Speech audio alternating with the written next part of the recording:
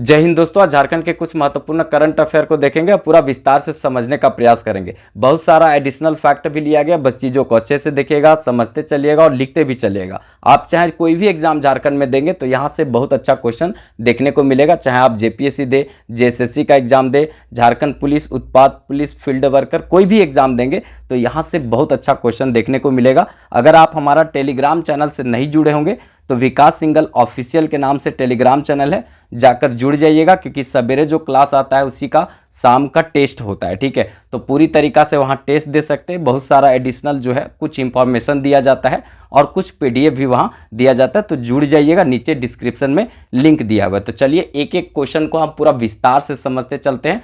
चलिए first question देखते हैं जो बहुत महत्वपूर्ण रहेगा। एकदम VVI लिख लीजिए, यहाँ से पक्का क्वेश्चन पूछेगा। हाल ही में नीति आयोग के द्वारा जारी SDG sustainable development India index सतत विकास लक्ष्य भारत सूचकांक 2023-24 में झारखंड का कौन सा स्थान रहा है? बहुत अच्छा क्वेश्चन पूछेगा, इसको याद रखिएगा। बी नंबर ऑप्शन होगा। SDG इंडिया इंडेक्स 2023-24 में झारखंड का स्थान जो है वो 27वां रहा है। एकदम अच्छा क्वेश्चन बनेगा, लिख लीजिए, ये छप जाएगा। ठीक है, अब पहला स्थान पर कौन रहा है, दूसरा स्थान पर कौन रहा है, लास्ट स्थान पर कौन रहा है, इसको भी हम पूरा विस्तार से देखते हैं। देखिए SDG जो रिपोर्ट होता है, सस्टेनेबल डेवलपमेंट गोल, ये इंटरनेशनल लेवल पर भी बनता है एक, और एक इंडिया अपना बनाता है। ठीक है, तो SDG इंडिया इंडेक्स जो है इसमें भारत अपना लक्ष्य अलग रखा है और एक पूरा इंटरनेशनल लेवल पर जारी होता है उसका अलग है। हम दोनों बताएंगे, इसको अच्छे से समझ लीजिएगा। ठीक है, देखिए यहाँ पर SDG इंडिया इंडेक्स जो है ये सतत विकास लक्ष्य भारत सूचकांक 2023-24 ये अभी जारी हुआ है। ठीक है, 2025 में अब नहीं होगा, मतलब 26 में होगा, तब तक आपको इसी को ध्यान में रखना है। ठीक है, तो ये जो रिपोर्ट है जारी किसने किया है, तो नीति आयोग के द्वारा जारी किया गया है। इसमें कुल लक्ष्य जो रखा गया है भारत में वो 16 रखा गया है। ठीक है, आपको कंफ्यूज नहीं होना है। देखिए यहाँ पे इंटरनेशनल लेवल पर जो जारी किया जाता है सतत विकास लक्ष्य, जो जारी करता है कौन, संयुक्त राष्ट्र के द्वारा जारी किया जाता है। संयुक्त राष्ट्र महासभा के द्वारा जो है 2015 में इसको अपनाया गया था। लक्ष्य जो है प्राप्त करना है 2030 तक। इसमें जो है कुल लक्ष्य कितना है, तो 17 है। देखिए ये सतत विकास लक्ष्य जो संयुक्त राष्ट्र संघ के द्वारा जो जारी किया गया है उसका लक्ष्य है 17, लेकिन हमारा लक्ष्य जो है SDG इंडिया इंडेक्स का वो 16 है। ठीक है, तो ये दोनों में थोड़ा सा फर्का फर्की है, इसको देख लीजिएगा। ठीक है, देखिए ये प्रथम स्थान रहा है SDG इंडिया इंडेक्स में 2023-24 में उत्तराखंड। ठीक है, उत्तराखंड प्रथम स्थान पर रहा है। दूसरा स्थान जो है वो केरल रहा है, याद रखेंगे, दूसरा स्थान पर केरल रहा है। और यहाँ पे सबसे ज़्यादा इम्पॉर्टेंट आपका ये होगा, इसको एकदम अच्छे से याद कर लीजिएगा, झारखंड वाला। झारखंड जो है वो 27वां स्थान पर रहा है। ठीक है, SDG इंडिया इंडेक्स में झारखंड 27वां स्थान पर रहा है और बिहार जो है वो 28वां स्थान पर रहा है। ठीक है, तो अच्छा स्थिति झारखंड का नहीं है, इसको सुधार करने की जरूरी है। ठीक है, तो इसको याद रखिएगा। SDG इंडिया इंडेक्स में प्रथम स्थान पर उत्तराखंड और झारखंड 27वां स्थान पर रहा है। ये दो कम से कम आपको याद रखना है। इंटरनेशनल वाला याद रखिएगा, ये जारी कब हुआ था, कब अपनाया गया था, तो 2015 में। लक्ष्य प्राप्ति करना है 2030 तक। इसमें कुल लक्ष्य कितना है, तो 17, और हमारे यहाँ जो SDG इंडिया इंडेक्स है उसमें कितना है, 16। याद रखिएगा, बहुत अच्छा क्वेश्चन बनेगा। एकदम VVI लिख दीजिए, ये छपेगा। ठीक है, कोई भी इंडेक्स होता है तो वो पक्का छपने का चांस बनता है। सूचकांक में अगर अपना राज्य का स्थिति का बात होता है तो वहाँ से क्वेश्चन बनता है, तो इसको लिख लीजिएगा। 2025 तक आपको यही छपेगा। ठीक है, अब 26 में नया आएगा तो उसके बाद पढ़ा जाएगा, अभी फिलहाल यही है, इसको याद रखिएगा। ठीक है, चलिए नेक्स्ट क्वेश्चन देखते हैं। हाल ही में चालू की गई Jharkhand state institution ranking framework में ओवरऑल प्रथम स्थान प्राप्त करने वाला शैक्षणिक संस्थान को कितना रुपये का पुरस्कार दिया जाएगा? Jharkhand state institution ranking framework जो है अभी ये चालू किया गया है। इसमें अगर कोई प्रथम स्थान लाता है शैक्षणिक संस्थान तो उसको कितना रुपया तक का पुरस्कार दिया जाएगा? तो ए नंबर ऑप्शन होगा, 1 करोड़ रुपया तक का पुरस्कार दिया जाएगा। ठीक है, 1 करोड़ तक का यहाँ पुरस्कार दिया जाएगा, जिससे कि शिक्षण संस्थान जो है वो तन मन धन लगा करके पढ़ाई के क्षेत्र में, अनुसंधान के क्षेत्र में, उसके बाद नए नए खोज के क्षेत्र में कार्य करे और खूब आगे बढ़े। इसके लिए एक प्रकार से यह योजना टाइप से चालू किया गया है। तो 1 करोड़ रुपया यहाँ पुरस्कार दिया जाएगा, याद रखेंगे। ठीक है, अब यहाँ पे देखिए दूसरा स्थान जिसको मिलेगा वो 75 लाख रुपया मिलेगा उसको, ये प्रथम स्थान के लिए है। दूसरा स्थान जिसको मिलेगा, दूसरा स्थान, तो ये दूसरा स्थान के लिए जो है ये 75 लाख रुपया, और तीसरा स्थान जो है इसको कितना मिलेगा, तो तीसरा स्थान जो है इसके लिए आपको यहाँ पे 50 लाख रुपया मिलेगा। तो याद रखिएगा। ठीक है, प्रथम स्थान 1 करोड़, दूसरा स्थान 75 लाख, और तीसरा स्थान जो रखेगा उसको 50 लाख रुपया तक का पुरस्कार मिलेगा। देखिए यहाँ पे Jharkhand state institution ranking framework के तहत ओवरऑल रैंक प्रथम लाने वाला शैक्षणिक संस्थान को 1 करोड़ रुपया तक का पुरस्कार राशि यहाँ दिया जाएगा। ठीक है, दूसरा स्थान जो प्राप्त करेगा उसको 75 लाख रुपया, और इसके बाद अगर तीसरा स्थान कोई प्राप्त करता है शिक्षण संस्थान तो उसको 50 लाख रुपया तक का पुरस्कार दिया जाएगा। ठीक है, इसको याद रखना है। ये जो आपका चालू किया गया है वो नेशनल इंस्टीट्यूशन रैंकिंग फ्रेमवर्क के तर्ज पर चालू किया गया है। Jharkhand state institution ranking framework मतलब नेशनल लेवल पर यहाँ पर चालू किया गया है, बहुत पहले ही नेशनल इंस्टीट्यूशन रैंकिंग फ्रेमवर्क, इसी के तहत जो है झारखंड चालू किया है अपने यहाँ Jharkhand state institution ranking framework को यहाँ पे चालू किया है, याद रखिएगा। ठीक है, इससे झारखंड की जो शैक्षणिक व्यवस्था है उसमें सुधार करने का यहाँ पे प्रयास किया जाएगा। ठीक है, देखिए इसके तहत क्या क्या यहाँ पे इम्पॉर्टेंट बात है, जैसे कि अनुसंधान में लोग काम करेगा, नवाचार में यहाँ पे काम करेगा। ठीक है, और उसके बाद शैक्षणिक विस्तार करेगा, विद्यार्थियों का पूरा सपोर्ट होगा संस्थान को।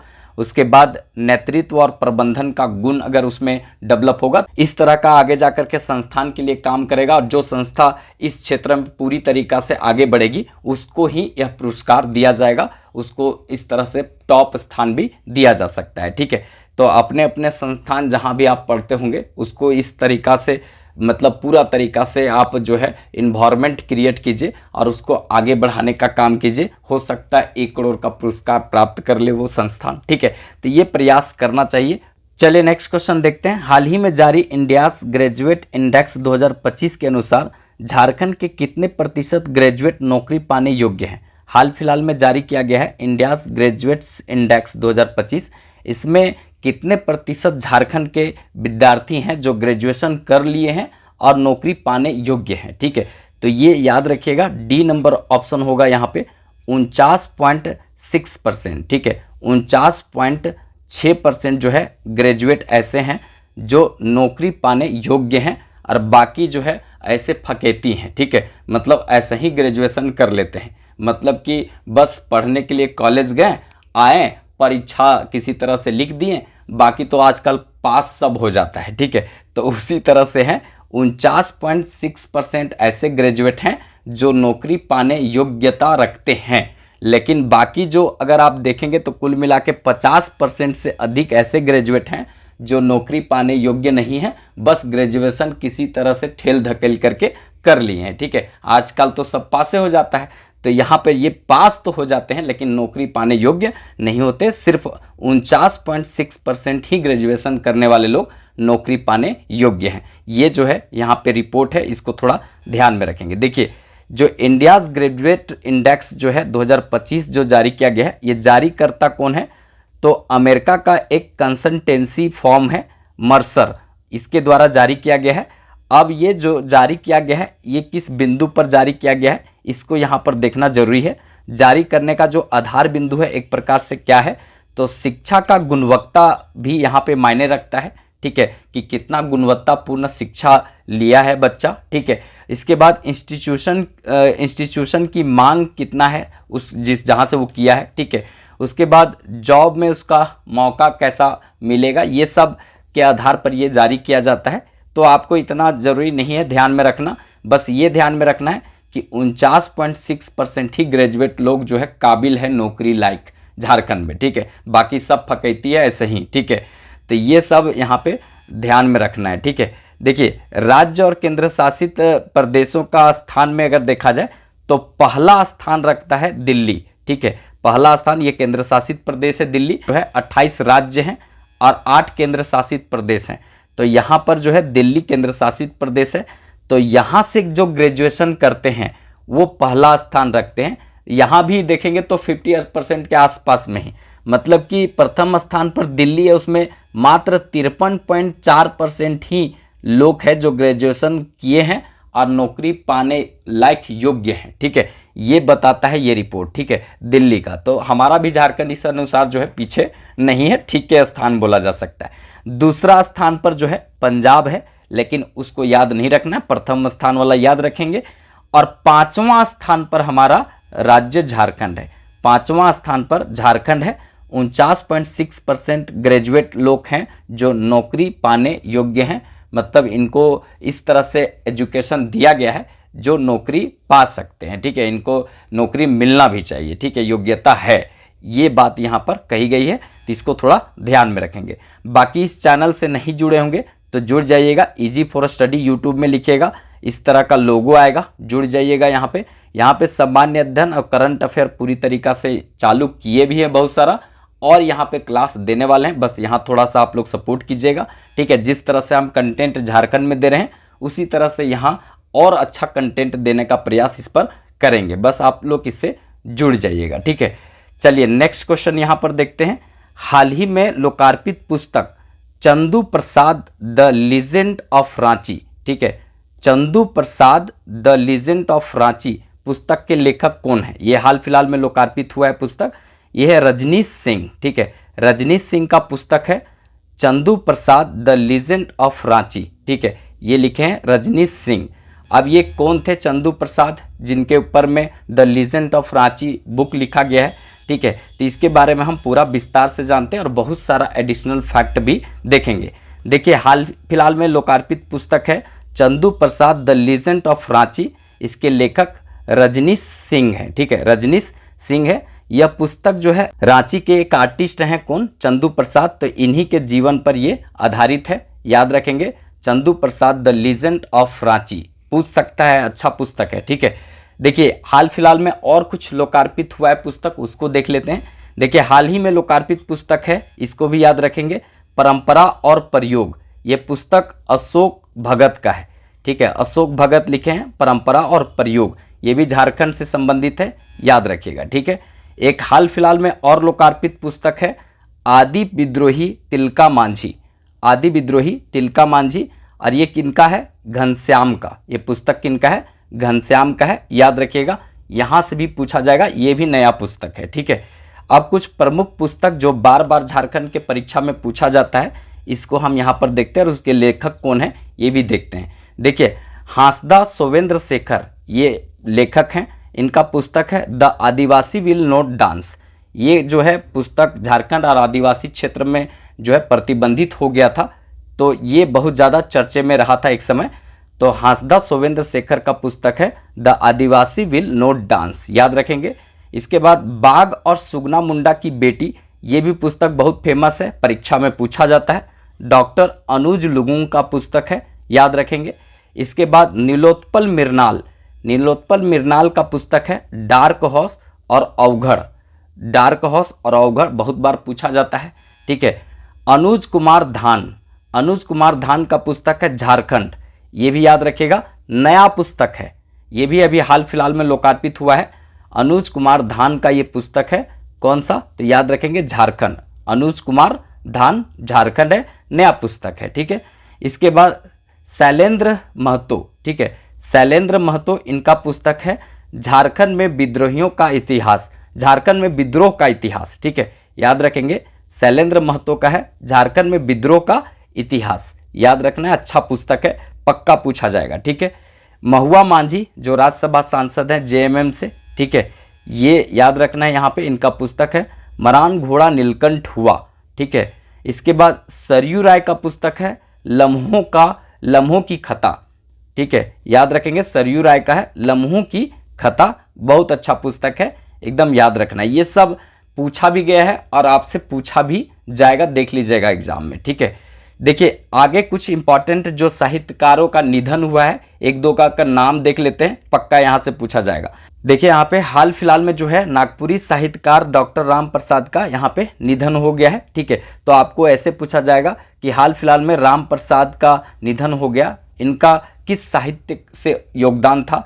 ठीक है, किस साहित्यकार क्षेत्र में योगदान था? तो नागपुरी साहित्यकार क्षेत्र में इनका योगदान था। ठीक है, एक खड़िया भाषा से संबंधित साहित्यकार हैं रोज करकेट्टा, ठीक है, इनका निधन हो गया है। याद रखेंगे, रोज करकेट्टा का अभी हाल फिलहाल में निधन हुआ है। 1940 ईस्वी में इनका जन्म हुआ था। कहाँ पे जन्म हुआ था? तो याद रखना है सिमडेगा में, ठीक है, सिमडेगा में इनका जन्म हुआ था रोज करकेट्टा का। और कोई भी एग्जाम देंगे तो रोज करकेट्टा जब मृत्यु नहीं हुआ था उसके बाद भी हर एग्जाम में इनका एक कोई किताब पूछा जाता था। तो अब तो इनका निधन हो गया तो पक्का यहाँ से किताब पूछा जाएगा। तो याद रखिएगा यहाँ पे इनका कुछ पुस्तक को, ठीक है, जुझैर डाह, ये खड़िया नाटक है, ये खड़िया भाषा की साहित्यकार थी, ठीक है, याद रखना है, पूरा परिवार साहित्यकार है इनका, ठीक है। तो जुझैर डाह हो गया, ये खड़िया नाटक है। एक ये क्वेश्चन जो जेपीएससी में पूछा गया था, पघा जोरी जोरी रे घाटो, जेपीएससी में पूछा गया था, ठीक है। देखा जाए तो यह हिंदी कहानी संग्रह है, ठीक है। प्यारा करकेट्टा जो है ये इनका जीवनी है, ठीक है, याद रखना है। इसके बाद एक है प्रेमचंदाय लुड़को। इस तरह से याद रखिएगा, इंपॉर्टेंट जितना भी यहाँ पर हो सकता था वो हम सब बताने का प्रयास किए। अगर कंटेंट अच्छा लग रहा हो तो एक लाइक ज़रूर कर दीजिएगा, क्योंकि लाइक से हमको इतना ही समझ में आता है कि आपको कंटेंट पसंद आ रहा हो और इस तरह का कंटेंट आपको और चाहिए, ठीक है। बाकी जो है इससे थोड़ा मोटिवेशन मिलता है। चैनल से नहीं जुड़े होंगे तो सब्सक्राइब कर लीजिएगा, क्योंकि झारखंड पुलिस, उत्पाद पुलिस, दरोगा, उसके बाद जेपीएससी सब के लिए यहाँ पूरा तरीका से क्लास लाने वाले हैं। चलिए नेक्स्ट क्वेश्चन देखते हैं। हाल ही में झारखंड के कितने पंचायत को आईएसओ सर्टिफिकेशन दिया गया है? हाल फिलहाल में झारखंड के कितने पंचायतों को आईएसओ सर्टिफिकेशन दिया गया है? तो याद रखेंगे 31, ठीक है, 31 बी नंबर ऑप्शन होगा। 31 यहाँ पे पंचायत को आईएसओ सर्टिफिकेशन दिया गया है, ठीक है। अब इसके बारे में हम पूरा जो है पंचायती राज्य से संबंधित जितना भी अच्छा क्वेश्चन बन सकता है सब यहाँ पे रखने का प्रयास किए हैं। देखिए, हाल ही में झारखंड के 31 पंचायतों को आईएसओ सर्टिफिकेशन दिया गया है, याद रखना है। पंचायती राज जो यहाँ पे अधिनियम लागू हुआ था, कब लागू हुआ था? तो 2001 ईस्वी में लागू हुआ था, 15 नवंबर, ठीक है, 15 नवंबर 2000 ईस्वी को झारखंड बना था। लेकिन झारखंड में पंचायती राज अधिनियम लागू हुआ था 2001 ईस्वी में, याद रखना है। इसके बाद यहाँ पे जो है पंचायती राज अधिनियम जो लागू हुआ वो त्रिस्तरीय पंचायती राज अधिनियम लागू हुआ है। मतलब कि ग्राम स्तर पर देखा जाए तो ग्राम पंचायत यहाँ पर होता है, प्रखंड स्तर पर अगर देखा जाए तो पंचायत समिति होता है, ठीक है, और जिला स्तर पर जो है वो जिला परिषद होता है, याद रखिएगा। अच्छा क्वेश्चन यहाँ से बनेगा, ठीक है। झारखंड में पहली बार जो है वो पंचायती राज का चुनाव कब हुआ था? तो 2010 में हुआ था। सोचिए, 15 नवंबर 2000 ईस्वी को झारखंड बना था, लेकिन यहाँ पे 10 वर्ष लग गया यहाँ पे चुनाव पंचायती राज व्यवस्था का आने में। तो कुल मिला के पहली बार पंचायती राज का जो चुनाव हुआ था 2010 ईस्वी में हुआ था, याद रखना है, ठीक है। इसके बाद यहाँ पर बात किया जाए तो पंचायती राज जो प्रणाली है इसमें महिलाओं के लिए आरक्षण है वो 50% है। मतलब कि जो मुखिया बनता है, चाहे सरपंच बनता है जिसको हम लोग बोलते हैं, वार्ड बनता है, तो उसमें 50% जो है महिला बनेगी और 50% पुरुष बनेगा। 50-50% का यहाँ पे हिस्सेदारी है, याद रखिएगा, ठीक है। यहाँ से भी क्वेश्चन पूछा जा सकता है कि पंचायती राज प्रणाली में झारखंड में महिलाओं के लिए कितना आरक्षण है? तो 33%, 30% ये सब नहीं, कितना परसेंट है? 50% है, याद रखिएगा, ठीक है। इसके बाद बात किया जाए, एक क्वेश्चन बहुत अच्छा पूछा जाता है कि यहाँ पे झारखंड पंचायती राज अधिनियम 2001 के तहत प्रत्येक पंचायत में 5000 जो ग्रामीण जनसंख्या पर एक ग्राम पंचायत का गठन किया जाता है। 5000 जब ग्रामीण जनसंख्या होगा तो एक ग्राम पंचायत का गठन किया जाता है, उसमें एक मुखिया होता है प्रमुख, ठीक है। तो ये याद रखना है, इंपॉर्टेंट रहेगा। और झारखंड में देखा जाए तो अभी कुल जो ग्राम पंचायत है कितने हैं? तो 43-45, ऐसा ही याद रखिएगा, 43-45 हम लोग ऐसा ही याद किए थे। कुल ग्राम पंचायत झारखंड में कितने हैं? 43-45, ठीक है। और अधिसूचित ग्राम पंचायत अभी कितने हैं? 2074 अधिसूचित ग्राम पंचायत है, याद रखना है, ठीक है। तो जितना भी हो सकता था एडिशनल फैक्ट के साथ हम यहाँ बताने का प्रयास किए। अगर सीरीज अच्छा लगा हो तो ज़रूर साथ में जुड़िएगा और इसको ज़रूर देखिएगा, ठीक है। झारखंड करंट अफेयर के साथ यहाँ पे जीके जीएस का सुपड़ा साफ, आप चाहे 14 जेपीएससी देने वाले हो, झारखंड दरोगा देने वाले हो, या आप झारखंड उत्पाद सिपाही का एग्ज़ाम देने वाले हो, या झारखंड क्षेत्रीय कार्यकर्ता का एग्ज़ाम देने वाले हो, या वन क्षेत्र पदाधिकारी जो अभी जेपीएससी लेने वाली है उसका एग्जाम देने वाले हो, तो ये सीरीज आप लोग के लिए बहुत इंपॉर्टेंट होगा, क्योंकि इसमें करंट अफेयर के साथ साथ जो है झारखंड का पूरा सामान्य अध्ययन भी बताने का प्रयास किया जाता है। आप यहाँ देख सकते हैं 292-93 पेज ये चला गया है। बहुत सारा हम वीडियो दे चुके हैं, अगर आप नहीं देखे होंगे तो जाकर देख सकते हैं। ठीक है, यह क्लास जो है प्रत्येक दिन 5:30 बजे से 6 बजे के बीच आता है। आप इसको देख सकते हैं, प्रत्येक दिन अगर आप देखेंगे तो आपको ये बहुत फ़ायदा करेगा। तो इस क्लास से आप जरूर जुड़िएगा, आपको बहुत ज़्यादा यहाँ से लाभ मिलेगा। चलिए फर्स्ट क्वेश्चन देखते हैं जो बहुत महत्वपूर्ण रहेगा। वर्तमान में झारखंड महिला एवं बाल विकास समिति के अध्यक्ष कौन है? वर्तमान में झारखंड महिला एवं बाल विकास समिति के अध्यक्ष कल्पना सोरेन है। ए नंबर ऑप्शन होगा। मुख्यमंत्री हेमंत सोरेन के वाइफ हैं, याद रखिएगा, इंपॉर्टेंट रहेगा। वर्तमान में झारखंड महिला एवं बाल विकास समिति के अध्यक्ष कल्पना सोरेन है, याद रखना है, यहाँ पे इंपॉर्टेंट रहेगा। और ये कल्पना सोरेन जो हैं वो गांडे विधायक हैं। ठीक है, गांडे कहाँ पे पड़ता है? तो गिरिडीह में पड़ता है। झारखंड मुक्ति मोर्चा से चुनाव लड़ी थी और ये अभी चुनाव जीती है। ठीक है, मतलब अभी झारखंड में विधायक बनी है कौन? कल्पना सोरेन, इंपॉर्टेंट रहेगा। ठीक है, गांडे की विधायक है जो गिरिडीह में पड़ता है। ठीक है, अभी देखेंगे तो कल्पना सोरेन जो है मुख्यमंत्री हेमंत सोरेन के साथ में ये विदेश यात्रा पर हैं। स्वीडन और स्पेन ये घूमने के लिए गई हैं और वहाँ पर जो है बहुत सारा एनजीओ के साथ में झारखंड का कैसे विकास हो इसके लिए बात कर रही हैं। कौन?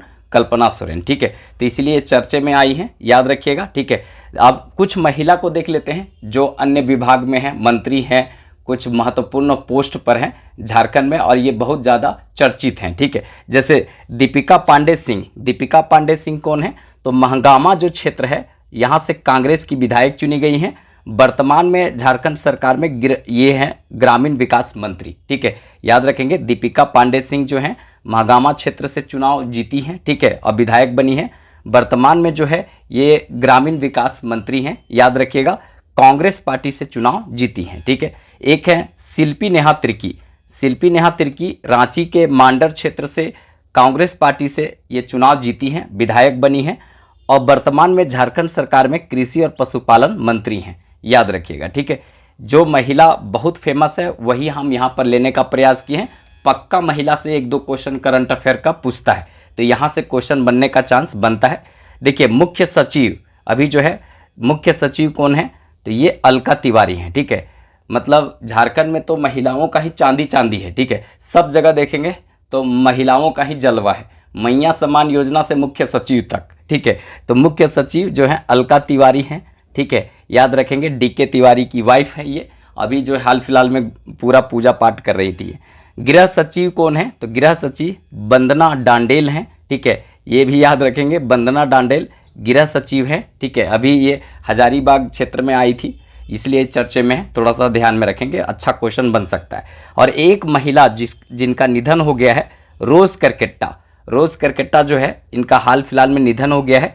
ये खड़िया साहित्य से संबंधित थी। ठीक है, इनका जो है अभी निधन हो गया, 84 साल की उम्र में निधन हुआ है। ठीक है, और अगर आप देखेंगे ना तो रोज करकेट्टा का एक किताब हमेशा पूछता था। आप जेपीएससी दे, जेएसएससी का एग्जाम दे, किसी का भी एग्जाम देंगे तो रोज करकेट्टा का एक जो बुक पक्का पूछा जाएगा। ठीक है, अब तो इनका निधन हो गया तो और पूछने की संभावना बन जाता है। इनके बारे में जो है पिछला करंट अफेयर में 1-2 क्लास पीछे देखेंगे तो वहाँ पे पूरा विस्तार से बताए हैं इनके बारे में। ठीक है, कब निधन हुआ, कब जन्म हुआ था और इनका जितना इम्पॉर्टेंट जो है साहित्यकार के बारे में बताए हैं, तो थोड़ा सा आप यहाँ देख सकते हैं इनके बारे में पीछे जाकर। ठीक है, तो जो भी इम्पॉर्टेंट बात यहाँ पर हो सकता था वो हम यहाँ रखने का प्रयास किए। सब करंट अफेयर की दृष्टि से बहुत महत्वपूर्ण है। ठीक है, वीडियो अच्छा लगे, कंटेंट अच्छा लगे तो एक लाइक जरूर कीजिएगा, चैनल सब्सक्राइब कर लीजिएगा, क्योंकि यहाँ पे पूरी तरीक़ा से झारखंड पुलिस, उत्पाद पुलिस और दरोगा का पूरा क्लास यहाँ कराने वाले हैं। बस आप लोग का सपोर्ट मिलना चाहिए, आप लोग का सपोर्ट दिखेगा, क्लास हम 2, 3, 4 भी कर सकते हैं। ठीक है, चलिए नेक्स्ट क्वेश्चन देखते हैं। ग्राहक संतुष्टि सर्वे रिपोर्ट 2024-25 में रांची एयरपोर्ट का कौन सा स्थान प्राप्त हुआ है? पूरा देश में ग्राहक संतुष्टि सर्वे रिपोर्ट 2024-25 जारी किया गया है, उसमें रांची एयरपोर्ट का कौन सा स्थान प्राप्त हुआ है ये पूछा गया है। तो इसका प्राप्त हुआ है जो स्थान है वो 24वां स्थान प्राप्त हुआ है। अब ये 24वां स्थान प्राप्त किया है तो टोटल एयरपोर्ट कितना था जिसपे सर्वे किया गया है, तो आपको थोड़ा सा हैरानी होगा कि 25 एयरपोर्ट का यहाँ पे सर्वे हुआ था, उसमें झारखंड का 24वां स्थान है। तो ये अच्छा नहीं है। ग्राहक संतुष्टि सर्वे रिपोर्ट में इसका स्थान सही नहीं बोल सकते हैं, मतलब नीचे से सेकेंड टॉपर है, ठीक है। तो ये अच्छा रिपोर्ट नहीं बोला जा सकता, मतलब ग्राहक जो है यहाँ पर कुल मिला के संतुष्ट नहीं है उस तरह का जिस तरह का और अन्य एयरपोर्ट पर हैं, ठीक है। देखिए, ग्राहक संतुष्टि सर्वे रिपोर्ट 2024-25 में प्रथम स्थान जो आया है कांगड़ा एयरपोर्ट। कांगड़ा एयरपोर्ट है कहाँ पे? तो हिमाचल प्रदेश में है, ये भी याद रखिएगा। जब पहला स्थान पर आया है तो पूछ सकता है कि पहला स्थान पर ग्राहक संतुष्टि सर्वे रिपोर्ट में जो एयरपोर्ट आया है कांगड़ा एयरपोर्ट कहाँ पे है? तो हिमाचल प्रदेश में है, ठीक है। दूसरे स्थान पर याद रखेंगे, उतना इंपॉर्टेंट नहीं है, देहरादून एयरपोर्ट उत्तराखंड में है। लेकिन सबसे ज़्यादा इंपॉर्टेंट है झारखंड का। देखा जाए तो पूरे देश में कुल 25 एयरपोर्ट का सर्वे यहाँ पर किया गया था, उसमें से 24वां स्थान प्राप्त हुआ है। तो झारखंड को और बहुत अधिक सुधार की जरूरत है, ठीक है। 2023-24 में देखेंगे तो झारखंड का स्थान जो है छठा था। 2023-24 में देखेंगे तो इसका स्थान छठा था, तो ठीक था। लेकिन अब तो बहुत खराब हो गया है। 25 में से देखा जाए तो इसको 24वां स्थान प्राप्त हुआ है, तो ये अच्छा नहीं है। 2023-24 में इसका स्थान अच्छा था, एक बार तो चौथा स्थान पर था और एक बार दूसरा स्थान पर भी रहा है बहुत पहले, लेकिन उतना याद करने की जरूरत नहीं है, बस अभी वाला याद कर लीजिएगा। अब यहाँ पर रांची एयरपोर्ट का बात आया तो रांची एयरपोर्ट का नाम जो है बिरसा मुंडा एयरपोर्ट है, ठीक है। रांची एयरपोर्ट का नाम बिरसा मुंडा एयरपोर्ट है, याद रखेंगे। ये झारखंड का पहला एयरपोर्ट है, ये भी याद रखना है। स्थापना कब हुआ था, कभी पूछ देता है, तो याद रखेंगे 1941 ईस्वी में स्थापना हुआ था। इसी वर्ष 1941 ईस्वी में ओलचिकी लिपि, जो संथाली भाषा की लिपि है ओलचिकी, उसका आविष्कार जो है रघुनाथ मुर्मू, जो उड़ीसा के व्यक्ति हैं, उन्होंने किया था। और इसी वर्ष जो है रांची एयरपोर्ट का स्थापना हुआ था। तो ये इस तरह से रिलेट करके याद रखिएगा, तो इंपॉर्टेंट जो बातें हैं वो याद रहेगा, ठीक है। देखिए, सोनाली एयरपोर्ट जो है ये भी कभी पूछा जाता है कहाँ पे है, तो झारखंड में सोनाली एयरपोर्ट जो है जमशेदपुर पूर्वी सिंहभूम में है, ठीक है। इसके बाद एक आपका नया एयरपोर्ट बना है देवघर एयरपोर्ट। देवघर एयरपोर्ट ये देवघर में है, अंतर्राष्ट्रीय एयरपोर्ट है। यहाँ पर सबसे पहले इंडिगो कंपनी जो है वो अपना उड़ान भरा था। इंडिगो कंपनी के पास बड़ी जहाज है, मतलब कोई भी एयरपोर्ट बनाइए, छोट बनाइए, बड़ बनाइए, एकदम बेकार बनाइए, अच्छा बनाइए, सब में इसका जहाज जाकर के आपको खड़ा मिलेगा, ठीक है। तो ये जो है ना, मतलब बहुत ज़्यादा इसके पास जहाज है। तो यही सबसे पहले इंडिगो कंपनी जो है वो देवघर एयरपोर्ट से उड़ान भरी थी, ठीक है। तो ये कभी क्वेश्चन पूछ देगा, तो याद रखिएगा, अच्छा क्वेश्चन यहाँ से बन सकता है, ठीक है। बाकी आप लोग इजी फॉर स्टडी से नहीं जुड़े होंगे तो इस चैनल से जुड़ जाइएगा। सामान्य अध्ययन, करंट अफेयर इसमें पूरी तरीका से झारखंड जैसे बता रहे हैं उसी तरह से बताने वाले हैं, बस थोड़ा सा आप लोग इसमें भी साथ दीजिएगा। बाकी जिस चैनल पर आप देख रहे हैं ये पूरा तरीका से झारखंड के लिए समर्पित है और स्थानीय भाषा के लिए समर्पित है, ठीक है। चलिए नेक्स्ट क्वेश्चन देखते हैं जो बहुत इंपॉर्टेंट रहेगा। VVI इंपॉर्टेंट लिख लीजिए, कोई भी परीक्षा देंगे तो यहाँ से पक्का क्वेश्चन पूछा जाएगा, ठीक है। देखिए, हाल ही में जम्मू कश्मीर के किस क्षेत्र में एक बड़ा आतंकवादी हमला हुआ है? अभी हाल फिलहाल में एक बहुत बड़ा आतंकवादी हमला जो है हुआ है कहाँ पे? तो ये पहलगाम क्षेत्र में हुआ है, ठीक है। पहलगाम क्षेत्र में, ये जम्मू कश्मीर का क्षेत्र है, यहीं पर हुआ है। इसके पहले जो है एक बहुत बड़ा आतंकवादी यहाँ पे हमला जो है हुआ था पुलवामा क्षेत्र में, ठीक है। तो पुलवामा क्षेत्र में ये बहुत पहले हुआ था, लेकिन अभी हाल फिलहाल में ये पहलगाम क्षेत्र में हुआ है, ठीक है। ये इंपॉर्टेंट रहेगा, एकदम याद रखिएगा, ठीक है। अब देखिए, यहाँ से रिलेटेड जितना भी बात हो सकता है सब बताने का प्रयास करते हैं, क्योंकि यहाँ पे मोदी गवर्नमेंट जो है, भारत की सरकार जो है बहुत बड़ा निर्णय ली है, ठीक है। पाकिस्तान पर बहुत बड़ा एक एक्शन का लेने का प्लान यहाँ पर रखी है, वो क्या है वो हम पूरी तरीका से बताएंगे। यहाँ से भी क्वेश्चन पूछ सकता है। देखिए, हाल ही में जम्मू कश्मीर के पहलगाम क्षेत्र में बड़ा आतंकवादी हमला हुआ है, जिसमें 27 पर्यटकों का यहाँ पे जान गया है, ठीक है। देखा जाए यहाँ पर तो पहलगाम क्षेत्र को भारत का मिनी स्विट्जरलैंड कहा जाता है, ठीक है। भारत का मिनी स्विट्जरलैंड पहलगाम को कहा जाता है, याद रखना है। और अमरनाथ का यात्रा जो होता है ना, उसका बेस पॉइंट जो है वो यही है, पहलगाम का क्षेत्र। पहलगाम का क्षेत्र ये बेस पॉइंट है, ये भी याद रखना है। देखिए, इस घटना के पीछे जो है लश्कर-ए-तैयबा का हाथ है, ठीक है। और इसका एक सहयोगी संगठन है, यही लिया है जिम्मेवारी, ठीक है, TRF, ठीक है। TRF ने ये जिम्मेदारी लिया है, हमने यह आतंकवादी हमला किया है, तो TRF जो है इसका जिम्मेवारी लिया है, ठीक है। अब यहाँ पर देखिए, पाकिस्तान के ऊपर में जो है भारत किस तरह से एक्शन लिया है, तो तो पाकिस्तान के प्रति भारत का 5 अहम फैसला है। क्या क्या फैसला है, इसको एक एक को जानना बहुत इंपॉर्टेंट है। देखिए चर्चे में रहा है तो ये जानना बहुत इंपॉर्टेंट है। सबसे अहम फैसला है कि सिंधु जल समझौता 1960 ईस्वी में हुआ था। तो ये जो जल समझौता 1960 ईस्वी में हुआ था, इसको समाप्त कर देने का फैसला यहाँ पे लिया गया है। कुल मिलाकर इसको भारत बोला है नहीं मानेंगे, ठीक है, नहीं मानेंगे। तो ये भारत बोला है कि हम ये फैसला जो है नहीं मानेंगे किसी भी तरीका से, ठीक है। ये फैसला क्या था ये याद रखिएगा। देखिए यहाँ से भी क्वेश्चन, क्योंकि ये 1960 का सिंधु जल समझौता चर्चे में आया है तो अच्छा क्वेश्चन यहाँ से बन सकता है। देखिए यह जल संधि के तहत क्या था कि सिंधु नदी, उसके बाद झेलम और चिनाब नदी, ये 3 जो नदियां हैं, ये 3 नदियों का 80% जल जो है वो पाकिस्तान को प्राप्त होगा, इसमें ऐसा संधि था। और 20% जल जो है ये प्राप्त होगा भारत को, मतलब भारत इसको 20% जल का यहाँ यूज कर सकता है और पाकिस्तान जो है इसका 80% यूज कर सकता है। अब भारत यहाँ पे 20% कैसे यूज करेगा जल को, तो भारत इस नदी पर देखेंगे तो गैर उपयोग, जैसे यहाँ पर जल विद्युत लगा दिया तो जल विद्युत में पानी जो है टरबाइन पर गिरा करके घुमाया जाता है और उसके बाद पनिया वेस्ट नहीं होता, वो फिर पनिया बह के चल जाती है, ठीक है। नौका वहन कर सकता है, नौका वहन में पानी का जो है दुरुपयोग नहीं होता है, पानी उसी तरह से रहता है, उसका कोई फ्लो में कोई इसी तरह का दिक्कत नहीं होता, पानी कम भी नहीं होता है, ठीक है। इसके बाद मत्स्य पालन कर सकता है। आप बोलेंगे नदिया में कैसे मत्स्य पालन होगा, तो होगा, जाली लगा के, जाली गाड़ करके बिचवा में नदिया में जो है मछली डाला जाता है और 1-2 महीना रख करके फिर उसको निकाला जाता है, जलिया का बिचवे में डाला जाता है। नहीं तो बहते पनिया में डालेंगे तो मछली भी बहकर पाकिस्तान से अरब सागर में चल जाएगी और वहाँ से फिर चाइना उठा करके खा जाएगा, ठीक है। तो ये कंडीशन है। तो ये आप कर सकते हैं, जल विद्युत लगा सकते हैं, नौका वहन कर सकते हैं, मत्स्य पालन कर सकते हैं, जिसमें क्षय पानी का नहीं होता है, वैसे कार्य आप कर सकते हैं। लेकिन खेती बाड़ी नहीं कर सकते। खेती करेंगे तो पता चलेगा कि पनिया जो आप खेत में ले गए तो पाकिस्तान को नहीं मिलेगा, वो पता चलेगा पाकिस्तान सूख जाएगा। इसके बाद यहाँ पर पीने के लिए भी उपयोग नहीं कर सकते हैं। तो ये यहाँ पे तय किया गया था, इस तरह का बात है, ठीक है। तो यहाँ पर अब भारत बोल रहा है कि हम इसको नहीं मानेंगे, ये पूरी तरीका से यहाँ पर अब हम बांध यहाँ पर बना देंगे और पानी रोक देंगे। किसका, तो सिंधु झेलम और चिनाब का। और सिंधु झेलम चिनाब का अगर पानी भारत रोक देता है तो पता चलेगा कि पाकिस्तान का जो सिंध प्रांत है वहाँ पर खेती बाड़ी जो होता है वो होबे नहीं करेगा, क्योंकि ये नदिया में पनिया जेबे नहीं करेगा तो खेती कहाँ से होगा, तो नहीं होगा खेती। तो पाकिस्तान जो है वो पूरी तरीक़ा से प्यासा और खाने के बिना मर सकता है यहाँ पे, ये ऐसा कंडीशन अगर बनता है तो।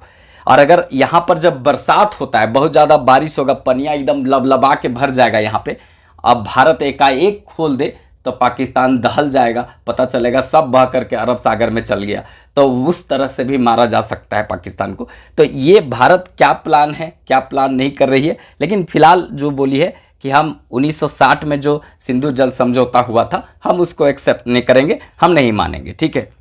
और ये ऐसा जो है अभी बोला जाता है, ये पहली बार की है इस तरह का बहुत बड़ा फैसला लिया गया है, ठीक है। ये 1960 में समझौता हुआ था, ये चर्चे में रहा है, याद रखिएगा, ठीक है। दूसरा क्या है इंपॉर्टेंट, बाघा बॉर्डर जो है बंद कर दिया गया है। बाघा बॉर्डर जो है यहाँ पे बंद करने का फैसला लिया गया है। बाघा बॉर्डर पाकिस्तान और यहाँ पर जो है हमारा भारत का लगता है, तो बाघा बॉर्डर बंद कर दिया गया है, तो ये भी याद रखेंगे। इसके बाद अहम फैसला है कि पाकिस्तान को जो सार्क वीज़ा नहीं दिया जाएगा, मतलब सार्क के तहत जो है वीज़ा दिया जाता था अब नहीं दिया जाएगा, और जिसको भी वीज़ा दिया गया है 48 घंटा के अंदर बोला गया है कि वो जो है देश को यहाँ पे छोड़ देगा, ठीक है। देश को यहाँ पे छोड़ने का आदेश दिया गया है, 48 घंटा के अंदर उसको देश छोड़ने का यहाँ पर निर्देश दिया गया है, ठीक है। बहुत ज़्यादा गर्मी लगता है, बोलते बोलते एकदम पसीना छूट जाता है, लेकिन क्या करें, एकदम पूरा भींगे हुए लथपथ हैं, उसके बाद भी पूरा हम क्लास चला रहे हैं। बहुत ज़्यादा गर्मी लगता है, रात में 12 बजे सब कुछ बंद करके, उसके बाद भी थोड़ा थोड़ा साउंड आ रहा है, नीचे लोग बोल रहा है तो, लेकिन आप तक हो सकता है नहीं पहुँचे। देखिए आगे इंपॉर्टेंट क्या लिया है डिसीजन यहाँ पे, तीसरा अगर बोला जाए तो भारत में स्थित जो है सभी राजनयिकों को देश छोड़ने का आदेश दिया गया। जितना भी पाकिस्तान के हैं यहाँ पे दूत रहते, राजदूत रहते हैं, वो सबको बोला गया कि आप यहाँ से छोड़ के चले जाइए, ठीक है। और हमारे जो मतलब भारतीय दूतावास है वहाँ पर पाकिस्तान में, उसको भी बंद करने का आदेश दिया गया है। मतलब पाकिस्तान वाला लोग पर कोई विश्वास नहीं है, राजदूत वाला जो क्षेत्र होता है ना, जैसे भारतीय दूतावास है जहां राजदूत रहते हैं, वो वाला एरिया पाकिस्तान में कितनों है, लेकिन है वो भारत का क्षेत्र बोला जाएगा, ठीक है। लेकिन इस सब पर कोई गारंटी नहीं, गेटवा उटवा लांग उंग करके कहीं घुस गया और राजदूत को मार पीट दिया तो दिक्कत हो जाएगा। इसीलिए कुल मिलाकर यहाँ पे इस पर विश्वास नहीं किया जा सकता, इसलिए भारत बोला बंद कर दिया जाए। तो ये 5 अहम फैसला भारत के द्वारा लिया गया है और ये कहीं ना कहीं पाकिस्तान और भारत के बीच में जो यहाँ पर बोला जाए तो दूरियां बढ़ता हुआ आपको दिखेगा, ठीक है। और वैसे भी पहले भी दूरियां था और ये दूरियां मतलब संबंध जो है ना खराब होता हुआ आपको दिखेगा। मतलब भारत यहाँ बताना चाह रहा है कि अब हम पाकिस्तान के साथ कोई संबंध नहीं रखेंगे। आप सोच सकते हैं निर्दोषों पर यहाँ पर गोली चलाना मतलब कहाँ तक सही है, मतलब ये बिल्कुल सही नहीं है। अरे आप सैनिक से लड़ नहीं पाते हैं, आप सरकार के साथ नहीं लड़ पाते हैं, तो यहाँ के निर्दोष लोगों पर आप गोली चलाकर क्या बताना चाह रहे हैं, ठीक है। ये सही नहीं है। मतलब आप लड़ना है तो लड़िए, हमारे सेना भी हैं, ठीक है, वो तत्पर हैं आपसे लड़ने के लिए, वो एकदम पूरी तरीक़ा से एक्टिव मोड में है। उनके साथ थोड़ा सा भिड़ कर देखिए, भारत सरकार के साथ भिड़ करके देखिए। लेकिन नहीं, आप किसके साथ भिड़ेंगे? निहत्थे पर्यटक जो हैं, जो घूमने के लिए गए हैं, जिसको कोई दोष नहीं है बेचारा को, उस पर आप अटैक करते हैं और उसका जान लेते हैं। ये कहीं का सही नहीं है, ठीक है। ये किसी भी देश के लिए ये सही नहीं बोल सकते हैं, मतलब ये एकदम घिनौना हरकत रियल में माना जाता है, ठीक है।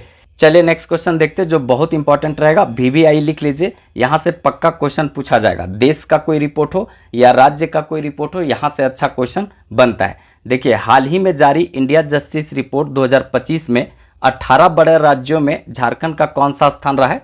तो 18 बड़े राज्यों में इंडिया जस्टिस रिपोर्ट 2025 में झारखंड का 15वां स्थान रहा है। टोटल जो है बड़े राज्यों का संख्या 18 था, उसमें जो है जस्टिस के मामले में झारखंड का 15वां स्थान रहा है। इसका मतलब बहुत खराब है, मतलब अच्छा नहीं कहा जा सकता है। 18 बड़े राज्य हैं ही, उसमें से 15वां स्थान है, इसका मतलब अच्छा नहीं है।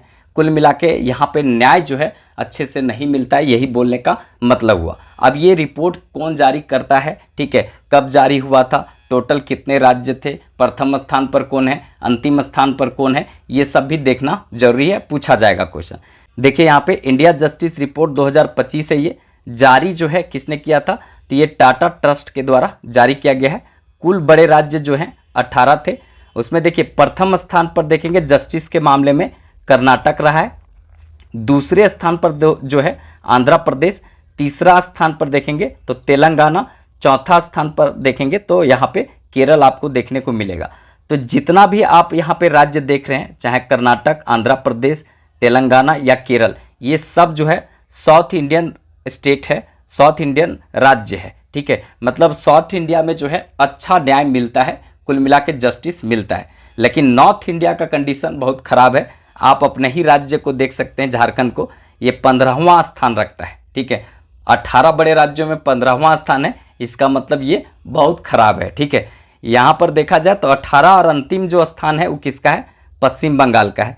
आप पश्चिम बंगाल में मुर्शिदाबाद का घटना आप देख सकते हैं, जो अभी हाल फिलहाल में हुआ है। हिंदू मुस्लिम के साथ बहुत ज़्यादा दंगा आपको देखने को मिला है।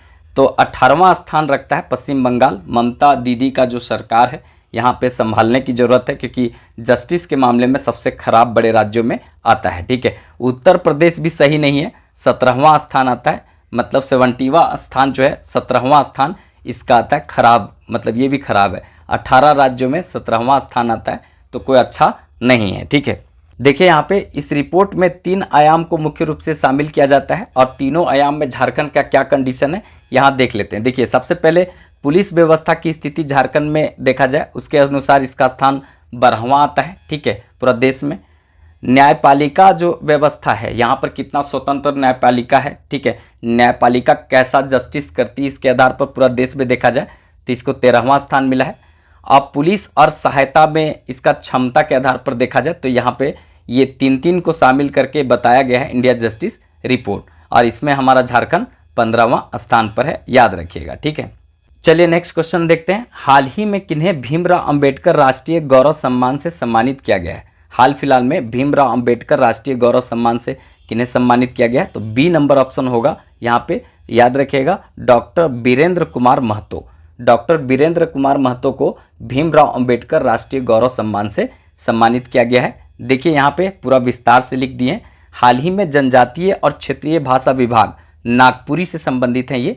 इनका अध्यापक हैं डॉक्टर वीरेंद्र कुमार महतो, ठीक है। डॉक्टर वीरेंद्र कुमार महतो को भीमराव अंबेडकर राष्ट्रीय गौरव सम्मान से सम्मानित किया गया है, याद रखिएगा, ठीक है। देखिए इनके बारे में कुछ और जान लीजिएगा, ये क्या आखिर क्यों दिया गया इनको। यह सम्मान जो है इनको दिया गया है नागपुरी भाषा और एक है यहाँ पे कठपुतली कला को आगे बढ़ाने के लिए, उसको संरक्षण प्रदान करने के लिए इनको दिया गया है, ठीक है। ये जो कठपुतली कला है इसको संरक्षित करने के लिए, नागपुरी भाषा को संरक्षित और सुरक्षित करके आगे बढ़ाने के लिए यह सम्मान इनको दिया गया है, याद रखेंगे। देखा जाए यहाँ पर तो यह सम्मान कौन दिया है, यहाँ से भी क्वेश्चन पूछ सकता है। तो ब्रजलोक साहित्य कला संस्कृति अकादमी के द्वारा यह सम्मान प्रदान किया गया है, याद रखेंगे। वैसे इंपॉर्टेंट ये नहीं है, बाकी ये सम्मान किसको मिला है ये इंपॉर्टेंट है, ठीक है। आगे कुछ वन लाइनर टाइप का देख लेते हैं, जहाँ से सीधे सीधे वन लाइनर क्वेश्चन बन सकता है। देखिए सरायकेला खरसावां के क्षेत्र के उपायुक्त हैं रविकांत शुक्ला, इनको प्रधानमंत्री पुरस्कार से सम्मानित किया गया है। रविकांत शुक्ला हजारीबाग के क्षेत्र में भी रहे, हम इनको बहुत अच्छा से जानते हैं, अच्छे इंसान हैं, ठीक है। तो रविकांत शुक्ला जो हैं ये प्रधानमंत्री पुरस्कार से इनको सम्मानित किया गया है, याद रखेंगे। सरायकेला खरसावां के भी उपायुक्त मतलब डीसी साहब हैं, ठीक है, ये याद रखेंगे। इसके बाद नेक्स्ट है यहाँ पे खान विभाग को जो है वित्तीय वर्ष 2024-25 में कुल मिला के 11,848 करोड़ का टैक्स प्राप्त हुआ है। यहाँ पर ये भी क्वेश्चन याद रखेंगे। खान विभाग को वित्तीय वर्ष 2024-25 में कुल मिला के 11,848 करोड़ का टैक्स प्राप्त हुआ है, ठीक है। झारखंड का सबसे ज़्यादा रेवेन्यू कहाँ से प्राप्त होता है वो आप लोग कमेंट बॉक्स में लिख के बताइएगा। और एक बात, सबसे ज़्यादा रोजगार जो है झारखंड में किस क्षेत्र में दिया जाता है यहाँ के लोगों को, यहाँ के लोग किस क्षेत्र में सबसे ज़्यादा रोजगार करते हैं वो भी बताइएगा। चलिए फर्स्ट क्वेश्चन देखते हैं जो बहुत महत्वपूर्ण रहेगा। चंद्रपुरा में 1600 मेगावाट का पावर प्लांट लगाने को लेकर किसके बीच MOU हुआ है, मेमोरेंडम ऑफ अंडरस्टैंडिंग किसके बीच में हुआ है 1600 मेगावाट पावर प्लांट लगाने को लेकर चंद्रपुरा में। तो ये है आपका DVC, ठीक है, DVC A नंबर और B नंबर होगा कोल इंडिया, ये दोनों के बीच MOU हुआ है। तो उपरोक्त दोनों, ठीक है, C नंबर ऑप्शन यहाँ राइट हो जाएगा। उपरोक्त दोनों के बीच यहाँ पर MOU हुआ है। तो ये पूरा हम विस्तार से देखते हैं। देखिए चंद्रपुरा कहाँ पे है तो बोकारो में है, ठीक है। चंद्रपुरा कहाँ पे है तो बोकारो में है, और बोकारो में 1600 मेगावाट का पावर प्लांट को लगाने को लेकर के मेमोरेंडम ऑफ अंडरस्टैंडिंग हुआ है किसके बीच में, तो ये दामोदर वैली कॉरपोरेशन, ठीक है, DVC और कोल इंडिया के बीच हुआ है, ठीक है। देखिए ये दोनों के बीच जो है साझेदारी होगा 50-50% का, ठीक है। ये दोनों के बीच जो है साझेदारी 50-50% का होगा, कोल इंडिया का और DVC का। इसमें अगर देखा जाए तो निवेश कितना होगा, तो निवेश, कुल निवेश अगर यहाँ पे बात किया जाए तो 16,500 करोड़ का यहाँ पे निवेश होगा, ठीक है। ये दोनों जो है मिलकर 16,500 करोड़ का निवेश करेंगे और 50-50% का ये साझेदारी होगा, ठीक है। तो ये याद रखिएगा। अब यहाँ पे दामोदर वैली का बात आया, कोल इंडिया का बात आया, तो यहाँ से भी कुछ इंपॉर्टेंट बात जानेंगे जो सीधे क्वेश्चन पूछा जाएगा। देखिए DVC जो है इसके पहले भी एक इंपॉर्टेंट करंट अफेयर है, इसको भी देख लीजिएगा। DVC जो है इसके पहले यहाँ पे क्या करने की बात कही है, देखिए 2030 तक जो है 5 गीगावाट, ठीक है, 5 गीगावाट नवीकरणीय ऊर्जा का उत्पादन करने का लक्ष्य रखा है DVC, ठीक है। नवीकरणीय ऊर्जा का मतलब जो रेन्यूएबल एनर्जी होता है, जैसे सोलर एनर्जी हो गया, विंड एनर्जी हो गया, ठीक है। उसके बाद आप देखेंगे तो समुद्री ज्वारीय वाला ऊर्जा से उत्पादन करने का होता है, ठीक है, पवन ऊर्जा से होता है। तो ये सब जो है ना, उससे जो उत्पादन होगा बिजली, वो उसका 5 गीगावाट लक्ष्य रखा है ये 2030 तक, ठीक है। DVC 2030 तक 5 गीगावाट का नवीकरणीय ऊर्जा का उत्पादन करने का लक्ष्य रखी है, और 2032 तक, ये 2032 तक 5.5 गीगावाट का लक्ष्य रखी है। 2030 तक 5 गीगावाट और 2032 तक जो है DVC 5.5 गीगावाट का लक्ष्य रखी है नवीकरणीय ऊर्जा उत्पादन का, ठीक है। तो इसको भी याद रखिएगा, ये भी हाल फिलहाल का ही करंट अफेयर है। अब यहाँ पे दामोदर घाटी का देख लेते हैं कुछ इंपॉर्टेंट बात, जहाँ से अच्छा क्वेश्चन पूछा जाएगा। देखिए दामोदर घाटी परियोजना जो है वो स्थापना कब इसका हुआ था, तो 7 जुलाई 1948 ईस्वी को ये बना था, ठीक है। ये स्वतंत्र भारत का ये पहला बहुउद्देशीय परियोजना था, याद रखेंगे। देखिए स्वतंत्र भारत का ये पहला बहुउद्देशीय परियोजना था। बहुउद्देशीय का मतलब होता है ना कि उसमें मवेशी को भी धोइए, ठीक है, मवेशी को फिर नहलाइए, आदमी को पेयजल वहाँ से उपलब्ध होगा, विद्युत का उत्पादन होगा, कृषि कार्य में सिंचाई के लिए जल का प्रयोग होगा, तो इस तरह से, और उसके बाद सतही जल को ऊपर उठाने के लिए इसका प्रयास होगा। तो इस तरह से मल्टीपर्पज से जिसका उद्देश्य होता है उसको बहुउद्देशीय परियोजना कहते हैं, ठीक है। तो ये पहला स्वतंत्र भारत का बहुउद्देशीय परियोजना था, ठीक है। अब ये परियोजना किसका किसका है, तो झारखंड और पश्चिम बंगाल का संयुक्त परियोजना है। दामोदर घाटी परियोजना ये जो है झारखंड और पश्चिम बंगाल का संयुक्त परियोजना है। किससे लिया गया था, किससे प्रेरित है ये, तो अमेरिका का एक टेनेसी घाटी परियोजना है, इससे प्रेरित है। अमेरिका का टेनेसी घाटी परियोजना 1932-33 में ये बना था, ठीक है, 1932-33 में बना था अमेरिका का टेनेसी घाटी परियोजना। इसी पर ये आधारित है, कौन, दामोदर घाटी परियोजना। और ये टेनेसी घाटी परियोजना अंग्रेज वाले जो है ये अमेरिका वाले अपने नहीं बनाया था, ये हॉलैंड वाले का देन था। हॉलैंड वाले लोग जो है ये हॉलैंड से प्रेरित था। कुल मिला के हॉलैंड के इंजीनियरों ने इसको बनाया था और एकरा देख करके भारत में बना दिया यहाँ पे दामोदर घाटी परियोजना, ठीक है। मुख्यालय अगर बात करें दामोदर घाटी परियोजना का तो कहाँ पे है, कोलकाता में है। उप मुख्यालय का बात करें, ठीक है, सब डिवीज़न का बात करें तो हजारीबाग में है, ठीक है। इसके बाद यहाँ पर बात किया जाए इसमें कुल कितने बांध है, तो इस परियोजना में बांध देखेंगे तो 8 है और एक अवरोधक बांध है। इसमें बाढ़ जो है दामोदर नदी में बहुत आता है, यहाँ पे लातेहार टोरी क्षेत्र से निकलती है, ऐसे बहती है, तो इसको जगह जगह पर थोड़ा सा रोका गया है। और अवरोधक बांध का केवल काम है कि इसका स्पीड को कम करना, ठीक है, नहीं तो पश्चिम बंगाल जो है ना पूरा दहल जाएगा, तो उसी को बचाने के लिए अवरोधक बांध एक बनाया गया यहाँ पे। और 8 मुख्य यहाँ पे बांध है। देखिए तिलैया, मैथन, बाल पहाड़िया जो बांध है ये दामोदर नदी की सबसे बड़ी सहायक नदी है, बराकर पर है। पंचेत, अय्यर और बैरमो ये दामोदर नदी पर है। पंचेत, अय्यर और बैरमो दामोदर नदी पर है। बोकारो जो है बोकारो नदी पर है बांध। इसके बाद यहाँ पे कोनार जो बांध है कोनार नदी पर है, तो इसको थोड़ा ध्यान में रखिएगा। देखिए गर्मी में ना पढ़ाते पढ़ाते पूरा तरीका से ओठ जो होता है ना चिपक जाता है। गर्मी हमको इतना लगते रहता है, आप लोग को हम बता नहीं सकते हैं।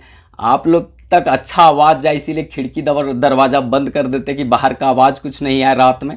उसके बाद फैन उन जो है मेरे पास उसको भी बंद कर देते हैं।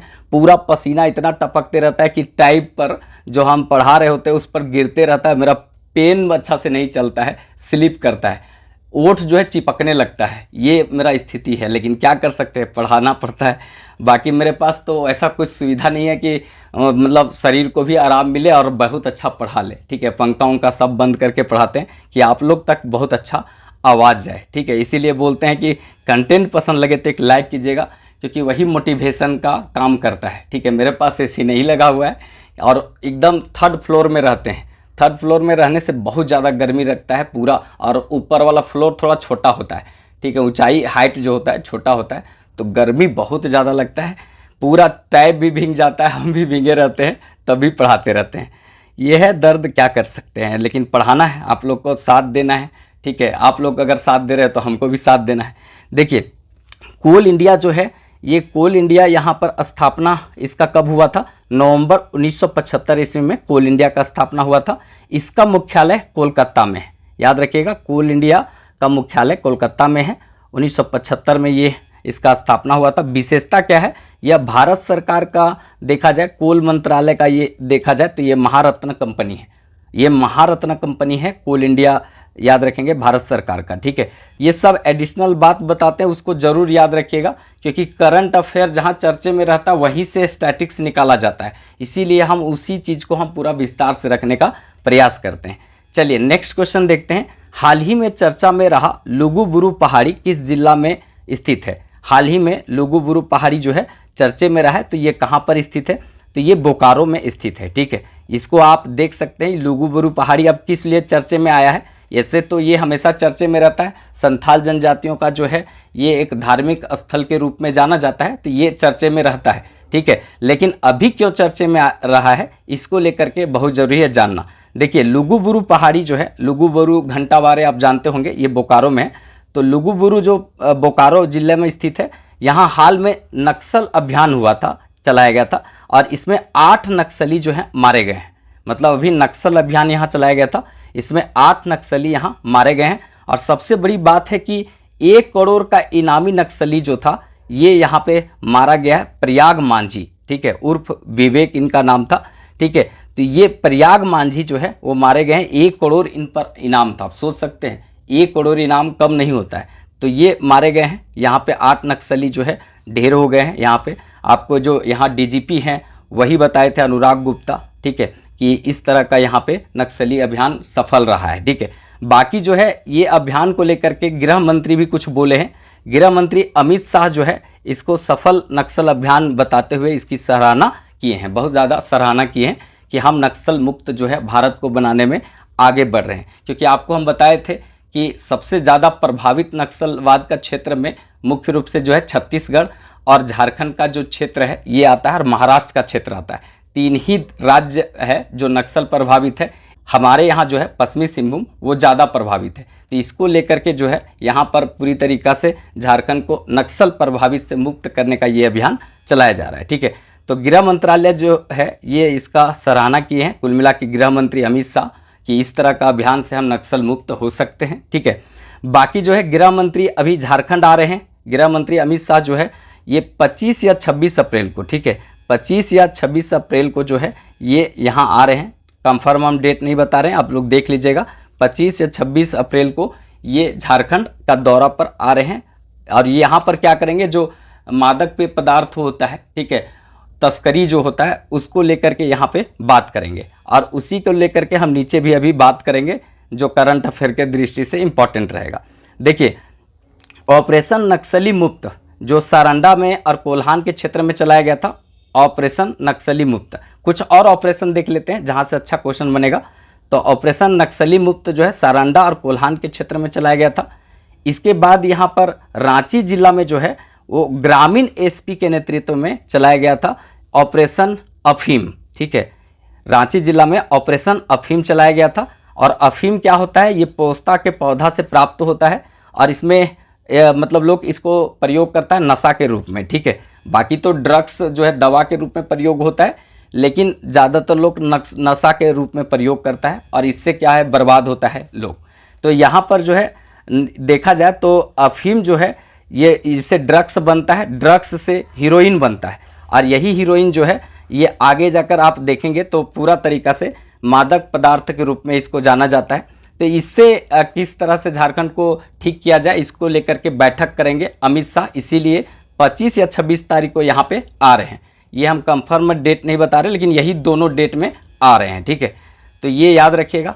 आगे यहाँ पर देखते हैं इंपॉर्टेंट, ठीक है। रांची के रेलवे स्टेशन पर एक ऑपरेशन अभी हाल फिलहाल में चलाया गया था, ऑपरेशन नारकोस, ठीक है। ये नारकोस क्या है कि जो मादक पदार्थ का जो तस्करी करते हैं लोग को, उनको यहाँ पर जो है वैसे अपराधियों को पकड़ने के लिए ये चलाया गया था, उसको काबू में करने के लिए चलाया गया था, ठीक है। कौन, ऑपरेशन नारकोस और ऑपरेशन अफीम, ये दोनों रांची में था, ठीक है।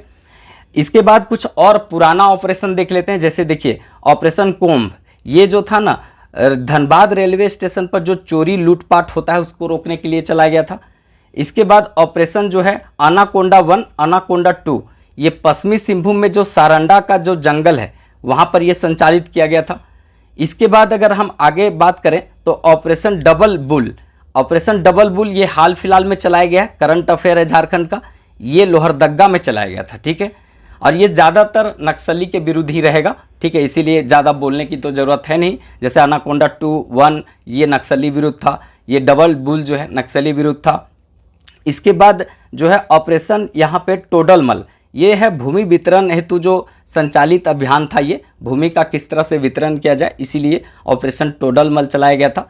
ऑपरेशन जस्टिस जो है यहाँ का जो मजदूर होते हैं उनको न्यूनतम मजदूरी सुनिश्चित करने हेतु चलाया गया था, ऑपरेशन जस्टिस। इसके बाद है ऑपरेशन यहाँ पे ट्राइडेंट, ऑपरेशन ट्राइडेंट जो है वो रांची और सरायकेला के क्षेत्र में ये चलाया गया था नक्सलियों के विरुद्ध में, ठीक है। ऑपरेशन ट्राइडेंट रांची और सरायकेला खरसावां के क्षेत्र में नक्सली विरुद्ध चलाया गया था। नेक्स्ट है यहाँ पे ऑपरेशन सफाया, ये नक्सलियों के खिलाफ झारखंड और बिहार के सीमावर्ती जिलों में संयुक्त रूप से संचालित किया गया था, तो इसको भी याद रखिएगा। इसके बाद नेक्स्ट है यहाँ पे ऑपरेशन चक्रव्यूह, ऑपरेशन चक्रव्यूह जो है वो गुमला जिला में नक्सलियों के विरोध में ये संचालित किया गया था, याद रखेंगे। ठीक है, इसके बाद आगे है ऑपरेशन यहाँ पे जंगल, ऑपरेशन जंगल, ये गढ़वा जिला में संचालित जो है नक्सल विरोधी अभियान था, ऑपरेशन जंगल। ठीक है, ऑपरेशन जाल, ऑपरेशन जाल जो है वो लातेहार के क्षेत्र में जो जंगल है यहाँ पे नक्सलियों के विरुद्ध संचालित किया गया था। इसके बाद आगे है ऑपरेशन सामना, ऑपरेशन सामना जो है वो पलामू लातेहार क्षेत्र में नक्सलियों के विरुद्ध संचालित किया गया था। ठीक है, इसके बाद ऑपरेशन नई दिशाएं, ऑपरेशन नई दिशाएं नक्सलियों के विरोध में ये यहाँ पे मुख्य धारा में लाने हेतु संचालित किया गया था, मतलब नक्सलियों को मुख्य धारा में लाने के लिए ये चालू किया गया था ऑपरेशन नई दिशाएं। ठीक है, ऑपरेशन वरुण, वरुण इसको कहते हैं, वरुण को बोलते हैं मतलब जल का देवता, तो पेयजल की समस्या को दूर करने के लिए संचालित किया गया था ऑपरेशन वरुण। इसके बाद है ऑपरेशन धनवंतरी, ये नकली जो दवाइयों को प्रतिबंधित करने के लिए संचालित किया गया था ऑपरेशन धनवंतरी। इसके बाद आगे है यहाँ पे ऑपरेशन खोज, ऑपरेशन खोज 2013 में लातेहार जिला में चलाया गया था नक्सलियों के विरोध में। ठीक है, इसके बाद आगे यहाँ पे ऑपरेशन अग्निदूत, ऑपरेशन अग्निदूत जो है पलामू के आसपास के क्षेत्रों में संचालित किया गया था नक्सलियों के अगेंस्ट में। ठीक है, आगे है नक्सली के विरुद्ध में ये संचालित किया गया था ऑपरेशन ग्रीन हंट, ये नक्सलियों के विरुद्ध में 2009 में संचालित किया गया था। और ये तो आपको पहले भी बता दिए, ऑपरेशन डबल बुल, ये नक्सलियों के विरुद्ध संचालित किया गया था और ये हाल फिलहाल में लोहरदगा में किया गया है, पहले भी बता दिए। ठीक है, तो ये सब ऑपरेशन याद रखिएगा। अभी जो करंट वाला जो बताएं वो जरूर याद रखिएगा, पक्का वहाँ से क्वेश्चन पूछा जाएगा। ठीक है, बाकी इस चैनल से नहीं जुड़े होंगे तो जुड़ जाइएगा, क्योंकि यहाँ पर जो है पूरी तरीक़ा से हम आपको पढ़ाने वाले हैं सामान्य अध्ययन और current affair. Easy for study YouTube में लिखिएगा, इस तरह का लोगो आएगा, बहुत सारा वीडियो दिया गया है, बाकी जुड़ जाइएगा। यहाँ पर जब क्लास चालू करेंगे तो पूरा सामान्य अध्ययन झारखंड जैसा आग लगाने वाले हैं। ठीक है, चलिए नेक्स्ट क्वेश्चन देखते हैं। मणिपुर में आयोजित 68वां राष्ट्रीय स्कूल फुटबॉल चैंपियन कौन बना है? तो मणिपुर में आयोजित किया गया था 68वां राष्ट्रीय स्कूल फुटबॉल प्रतियोगिता, उसमें कौन चैंपियन रहा है? तो इंपॉर्टेंट रहेगा सी नंबर। ठीक है, झारखंड, झारखंड जो है मणिपुर में आयोजित 68वां राष्ट्रीय स्कूल फुटबॉल चैंपियन बना है। ठीक है, तो ये जो है याद रखेंगे, ये महिला फुटबॉल था जिसमें महिला टीम जीती है। ठीक है, तो मणिपुर में आयोजित 68वां फुटबॉल स्कूल प्रतियोगिता में चैंपियन झारखंड की महिला टीम रही है। तो ये बहुत खुशी की बात है, क्योंकि हम मणिपुर में जाकर के चैंपियन हो रहे हैं, पूरा इंडिया में पहला स्थान ला रहे हैं, तो ये बहुत खुशी की बात होता है। तो इस तरह का क्वेश्चन पूछता है, जो गर्व का बात होगा जरूर पूछेगा। ठीक है राज, और जो खराब बात होगा वो नहीं पूछेगा। ठीक है, जैसे पश्चिम सिंहभूम का स्थान सबसे खराब स्थिति में है पूरा भारत में नक्सली को लेकर के, तो नहीं पूछेगा आपसे, लेकिन याद रखना है सेंट्रल का एग्जाम देंगे तो वहाँ पूछ देगा, वैसे अगर कभी पूछना रहेगा तो पूछ देगा। ठीक है, तो रखिएगा पढ़कर। देखिए रामदास सोरेन जो हैं ये शिक्षा मंत्री हैं, इन्होंने बेटियों को बधाई दिया है। ठीक है, जितना भी इसमें जीती है उस सबको यहाँ पे बधाई दी है, किसी तरह से आगे तुम लोग बढ़ो खेल के क्षेत्र में और बहुत आगे तक निकलो। ठीक है, तो ये बधाई यहाँ पर दी है। चलिए नेक्स्ट क्वेश्चन देखते हैं। गृह मंत्रालय द्वारा पुलिस आंतरिक सुरक्षा सेवा पदक झारखंड के किस ऑफिसर को दिया गया है?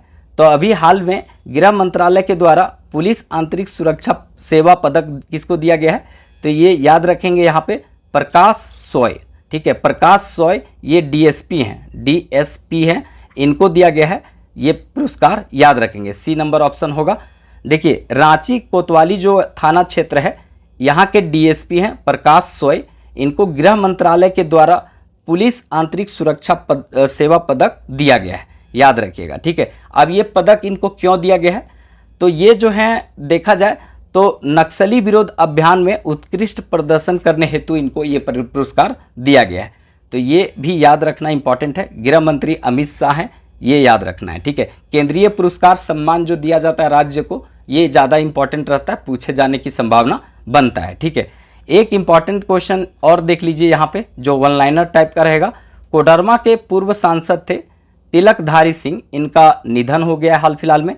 मुख्यमंत्री हेमंत सोरेन इनके निधन पर शोक व्यक्त किए हैं।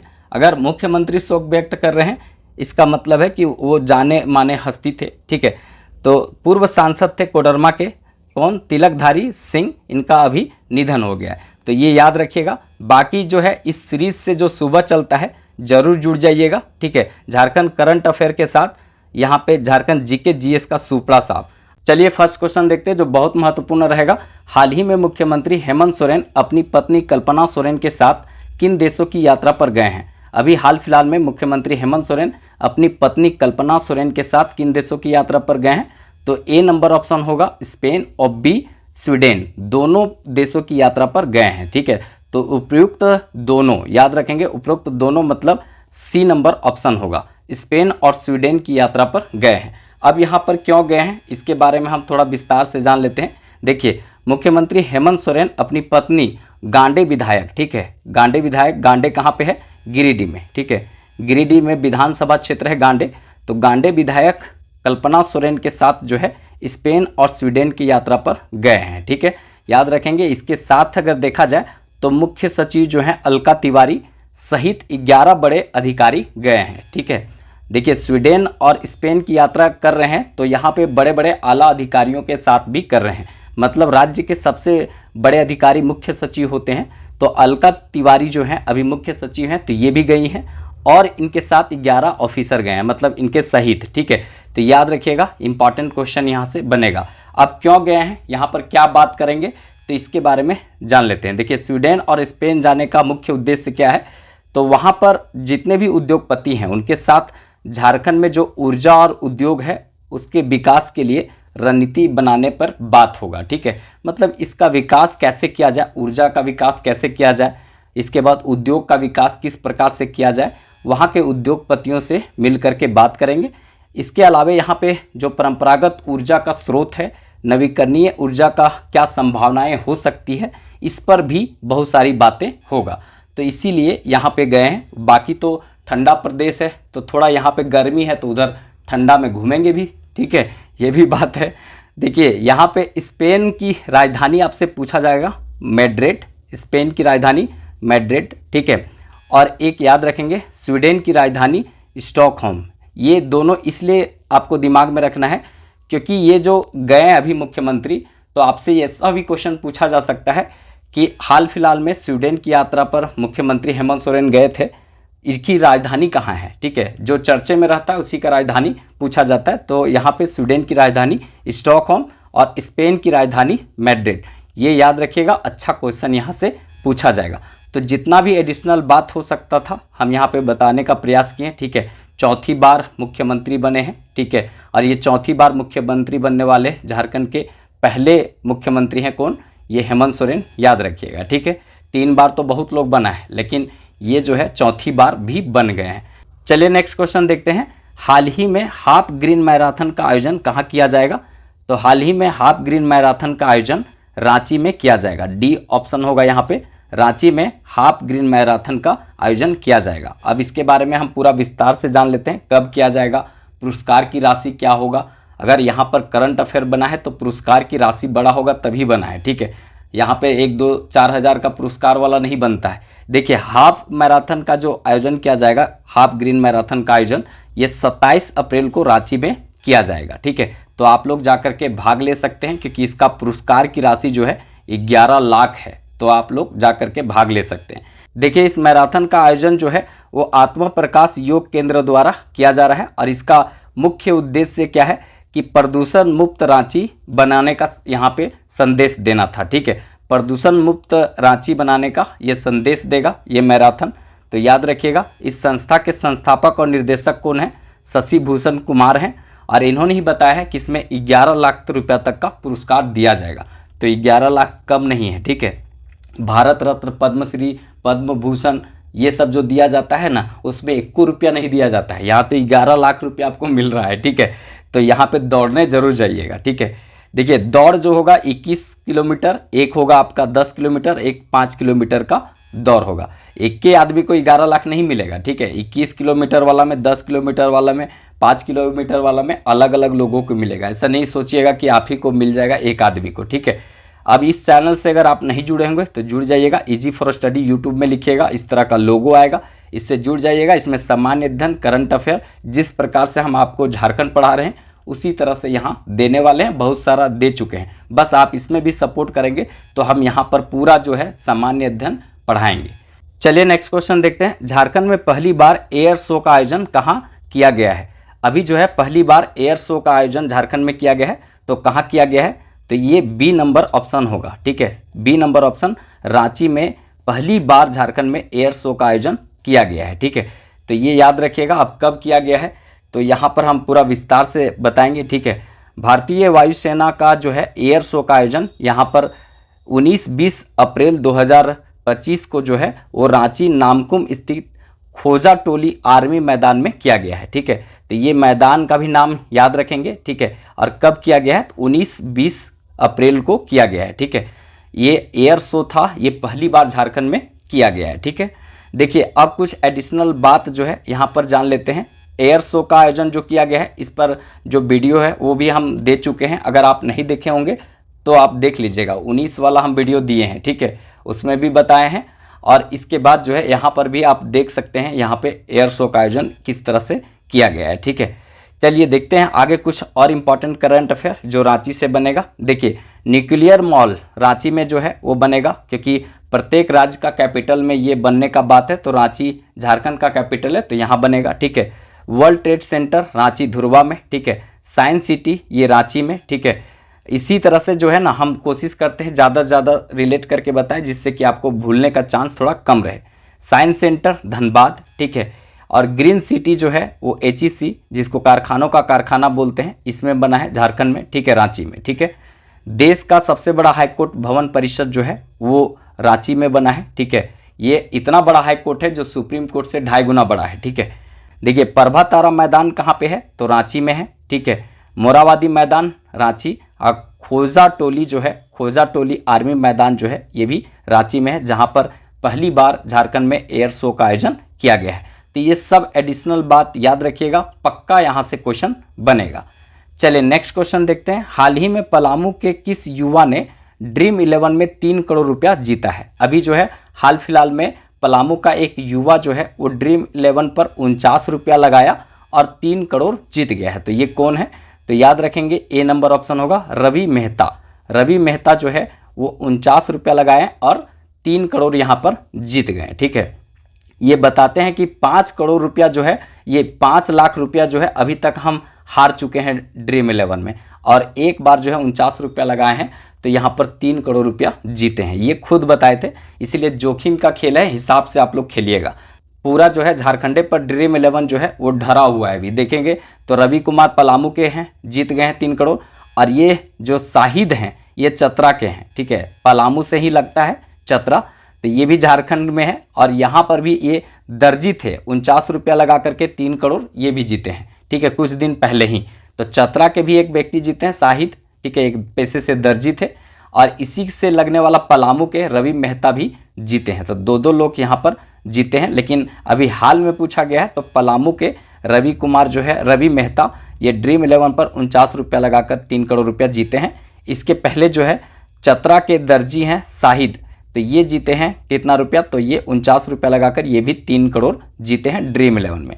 ये जोखिम भरा खेल है, थोड़ा हिसाब से लगाइएगा, हिसाब से खेलिएगा, ठीक है। आदत भी लग सकता है, तो इसको देख लीजिएगा, ये भी इंपॉर्टेंट रहेगा।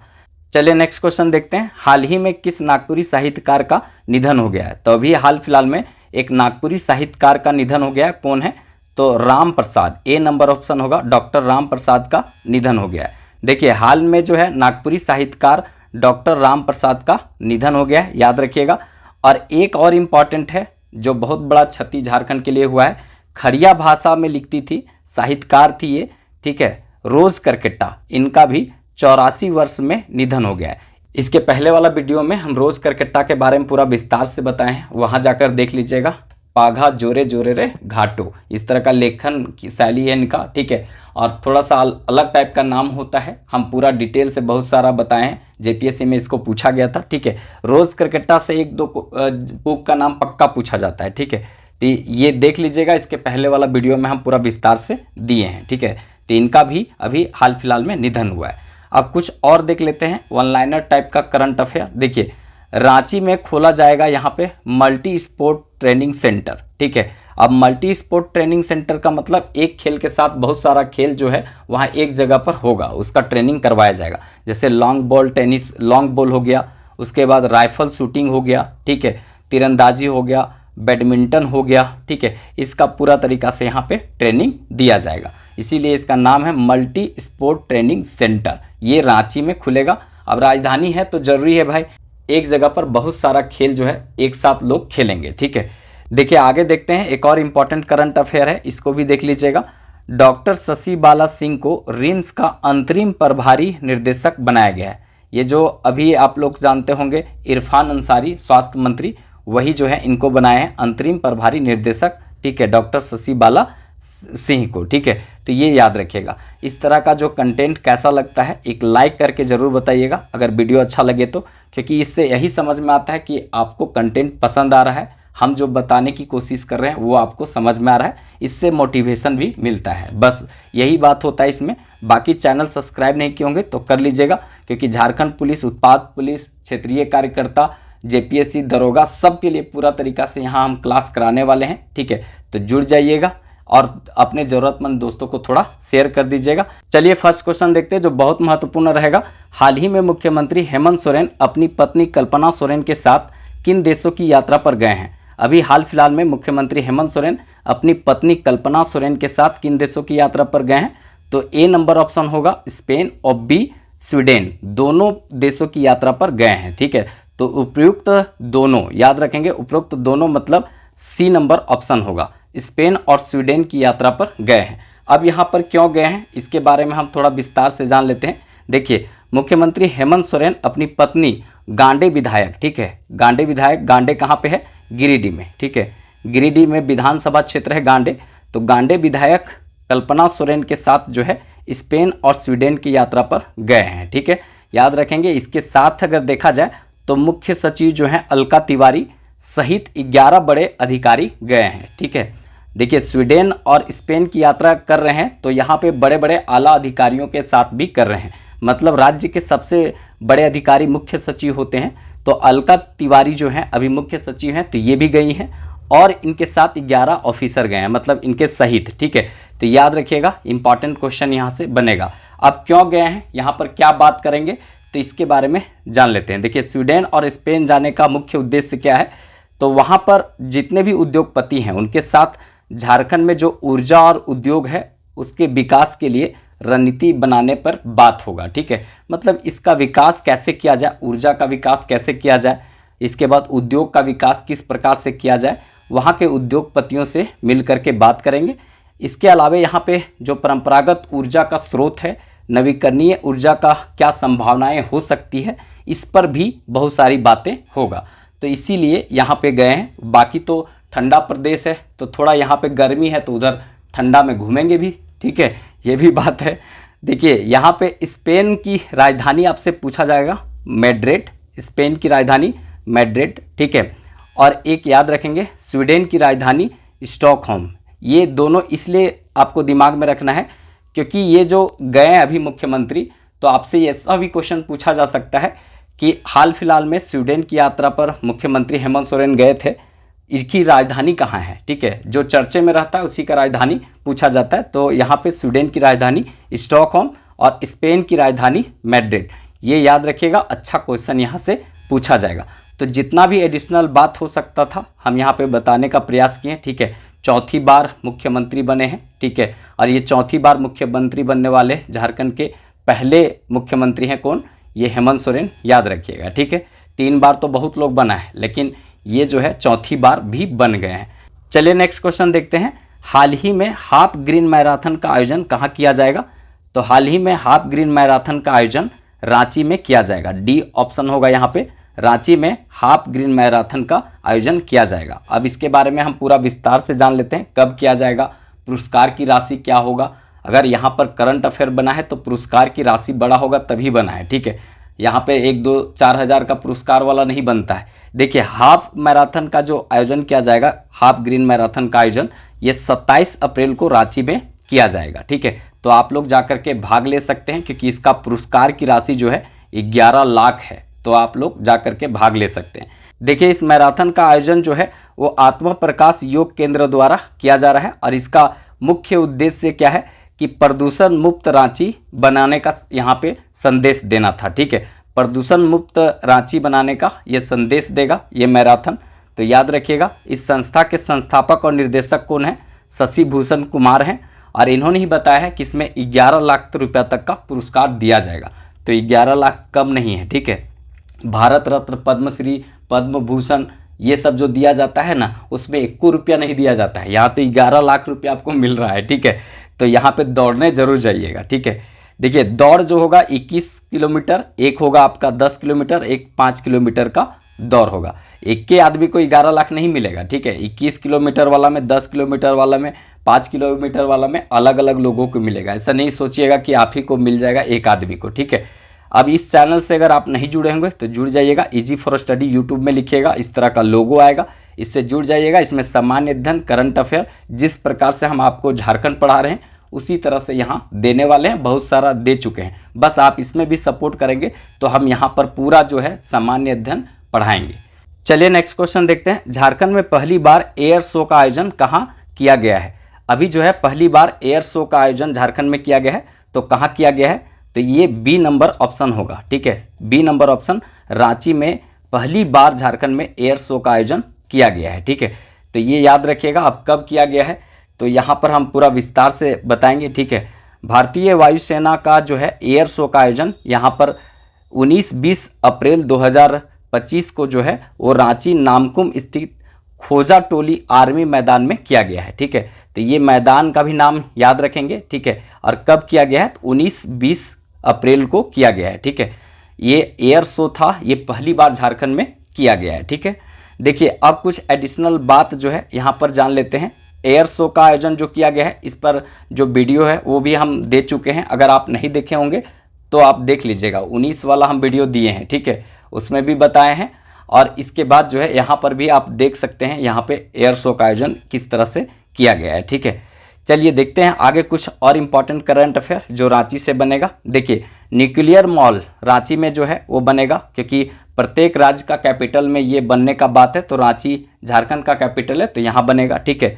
World trade centre Ranchi Dhurwa में, ठीक है। साइंस सिटी ये रांची में, ठीक है। इसी तरह से जो है ना, हम कोशिश करते हैं ज़्यादा से ज़्यादा रिलेट करके बताएं, जिससे कि आपको भूलने का चांस थोड़ा कम रहे। साइंस सेंटर धनबाद, ठीक है। और ग्रीन सिटी जो है वो HEC, जिसको कारखानों का कारखाना बोलते हैं, इसमें बना है झारखंड में, ठीक है, रांची में, ठीक है। देश का सबसे बड़ा हाईकोर्ट भवन परिषद जो है वो रांची में बना है, ठीक है। ये इतना बड़ा हाईकोर्ट है जो सुप्रीम कोर्ट से 2.5 गुना बड़ा है, ठीक है। विधानसभा का अगर भवन देखेंगे तो ये बना है 182 सीटें, ठीक है। 182 जो विधायक यहाँ पर बैठ सकेंगे, ये नया भवन बना है विधानसभा का, ठीक है। क्योंकि अभी जो है 81 सीट है, लेकिन 2026 के बाद सीटों की संख्या बढ़ने वाला है, तो इसका जो है पहले ही से तैयारी करके ये सब लोग रख लिया है, ठीक है। देखिए, प्रभा तारा मैदान कहाँ पे है? तो रांची में है, ठीक है। मोराबादी मैदान रांची, और खोजा टोली जो है, खोजा टोली आर्मी मैदान जो है ये भी रांची में है, जहाँ पर पहली बार झारखंड में एयर शो का आयोजन किया गया है। तो ये सब एडिशनल बात याद रखिएगा, पक्का यहाँ से क्वेश्चन बनेगा। चलिए नेक्स्ट क्वेश्चन देखते हैं। हाल ही में पलामू के किस युवा ने ड्रीम 11 में 3 करोड़ रुपया जीता है? अभी जो है हाल फिलहाल में पलामू का एक युवा जो है वो ड्रीम 11 पर 49 रुपया लगाया और 3 करोड़ जीत गया है। तो ये कौन है?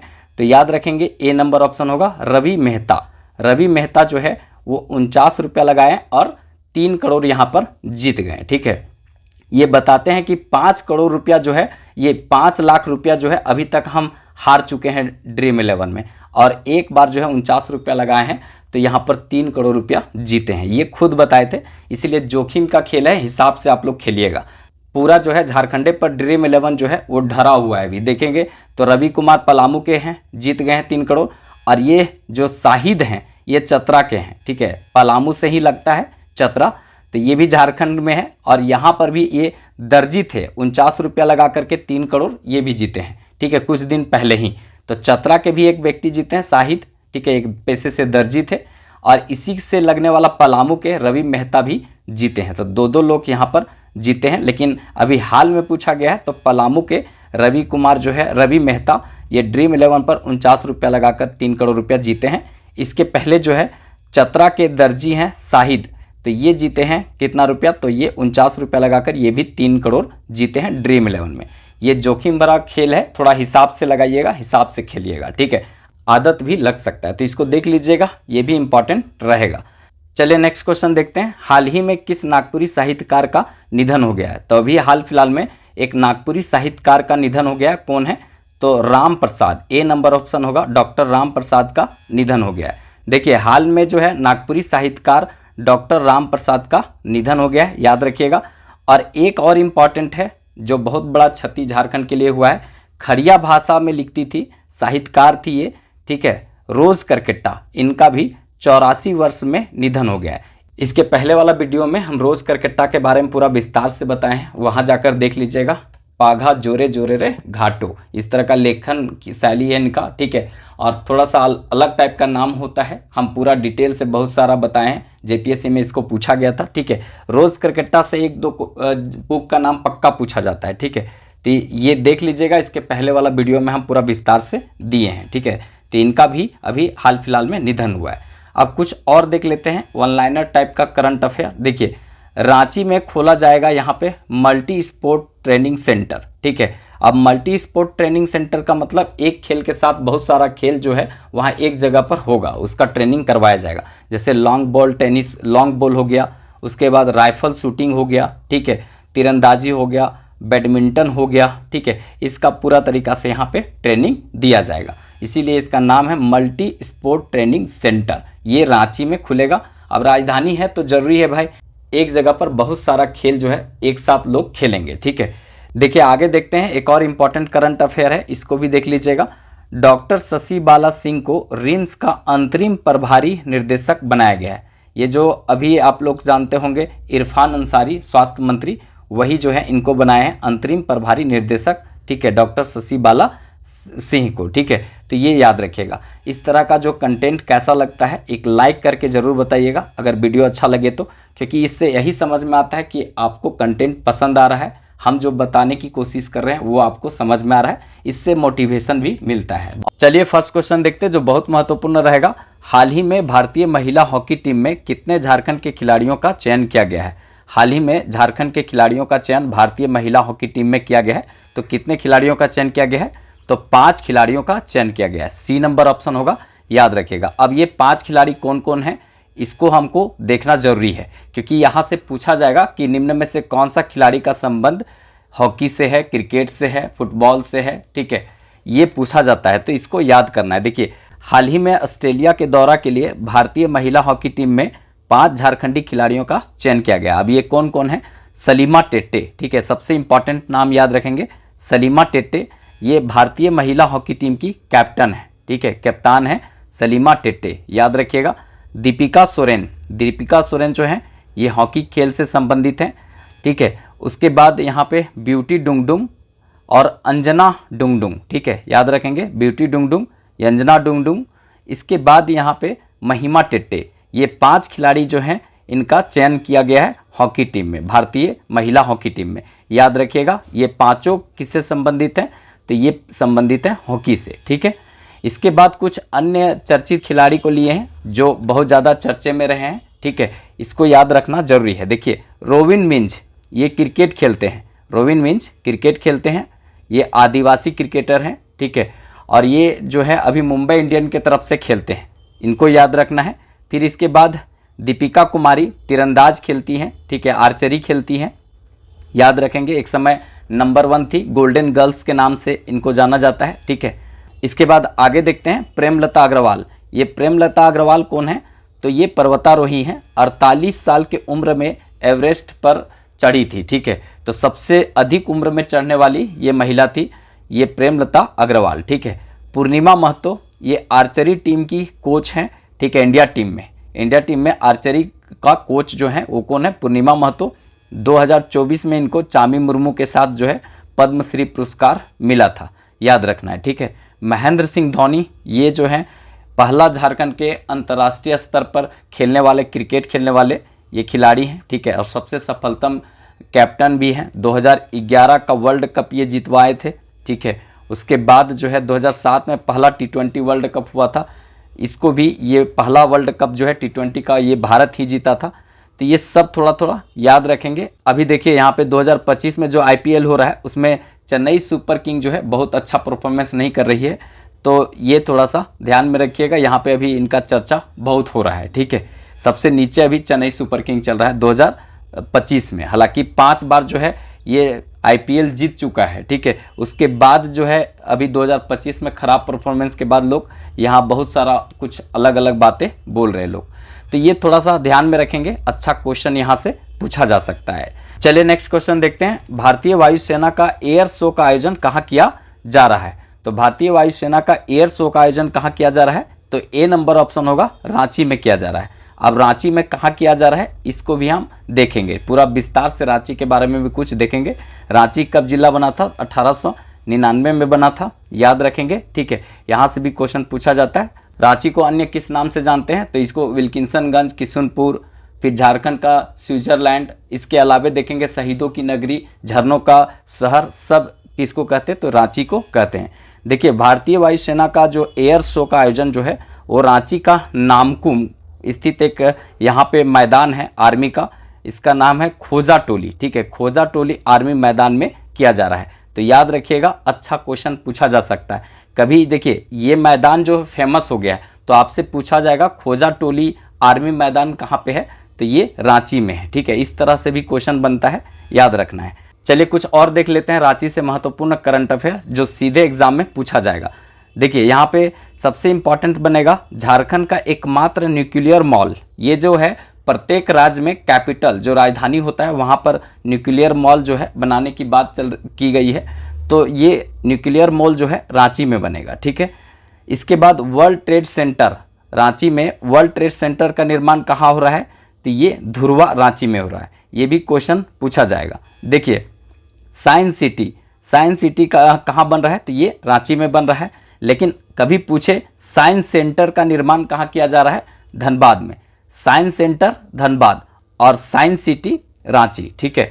और ग्रीन सिटी आपको कहाँ देखने को मिलेगा? एचईसी 1958 में एचईसी बना था, तो इसी के अंतर्गत जो है आपको रांची में ग्रीन सिटी देखने को मिलेगा, ठीक है।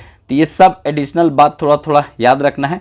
एचईसी को कारखानों का कारखाना कहते हैं, आपको आधा रांची एचईसी ही देखने को मिलेगा, ठीक है। और कुछ देख लेते हैं रांची से संबंधित करंट अफेयर। देश का सबसे बड़ा हाईकोर्ट भवन परिषद जो है वो झारखंड का रांची का है, ठीक है। बहुत बड़ा हाईकोर्ट अभी नया बना है, ठीक है। 2.5 गुना बड़ा है सुप्रीम कोर्ट से भी, ठीक है। तो ये भी क्वेश्चन पूछा जा सकता है। इसके अलावा अगर बात किया जाए तो झारखंड में देखा जाए तो नया विधानसभा भवन बना है, ये 182 सीटेड है। अभी देखिए 81 सीट का विधानसभा है, ठीक है। तो 2026 में ऐसा ही सबको लग रहा है कि डबल बढ़ जाएगा, ठीक है। तो हो जाएगा 182, तो अपना सीटवा पहले से बढ़ा करके विधानसभा का निर्माण किया है।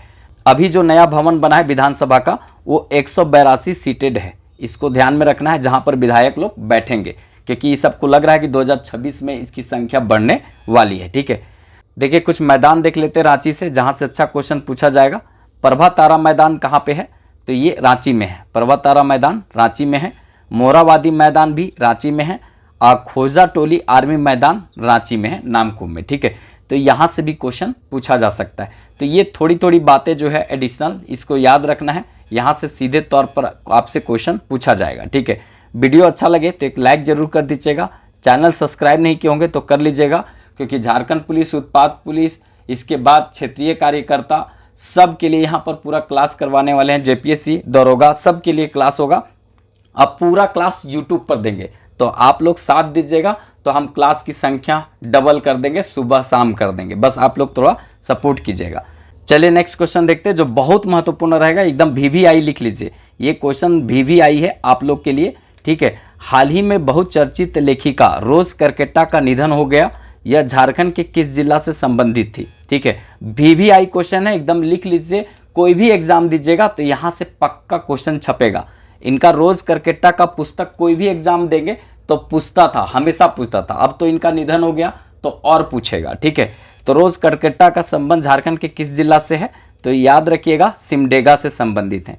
रोज करकेट्टा सिमडेगा से संबंधित है। पूरा परिवार जो है वो लेखक है, ठीक है। रोज करकेट्टा का जो बच्चे हैं वो भी लेखक है, माता पिता भी लिखने का काम करते थे, ये भी लिखने का काम करती थी। और इनका पुस्तक जो है ना वो आप जेपीएससी देंगे, झारखंड दरोगा देंगे तो पक्का यहाँ से पूछता है, ठीक है। इनका किताब कुछ इस तरह का नामे रहता है क्योंकि खड़िया भाषा में लिखती हैं, तो खड़िया भाषा में लिखती है तो किताबों का नम्मा बहुत अटपटा रहता था, ठीक है, जो लोगों को आसानी से समझ में नहीं आता है, नाम भी पढ़ने में बहुत टेढ़ा रहता है। लेकिन कोई बात नहीं है, मतलब ये याद रखिएगा। अभी जो है थोड़ा दुख की बात है कि इनका निधन हो गया, रोज करकेट्टा का निधन हो गया, ठीक है। अब इनके बारे में हम पूरा विस्तार से जानेंगे। ये सिमडेगा से थी, झारखंड की एक महान लेखिका थी, ठीक है। देखा जाए तो ये झारखंड के लिए बहुत बड़ा क्षति है, लेकिन क्या किया जा सकता है यहाँ पे।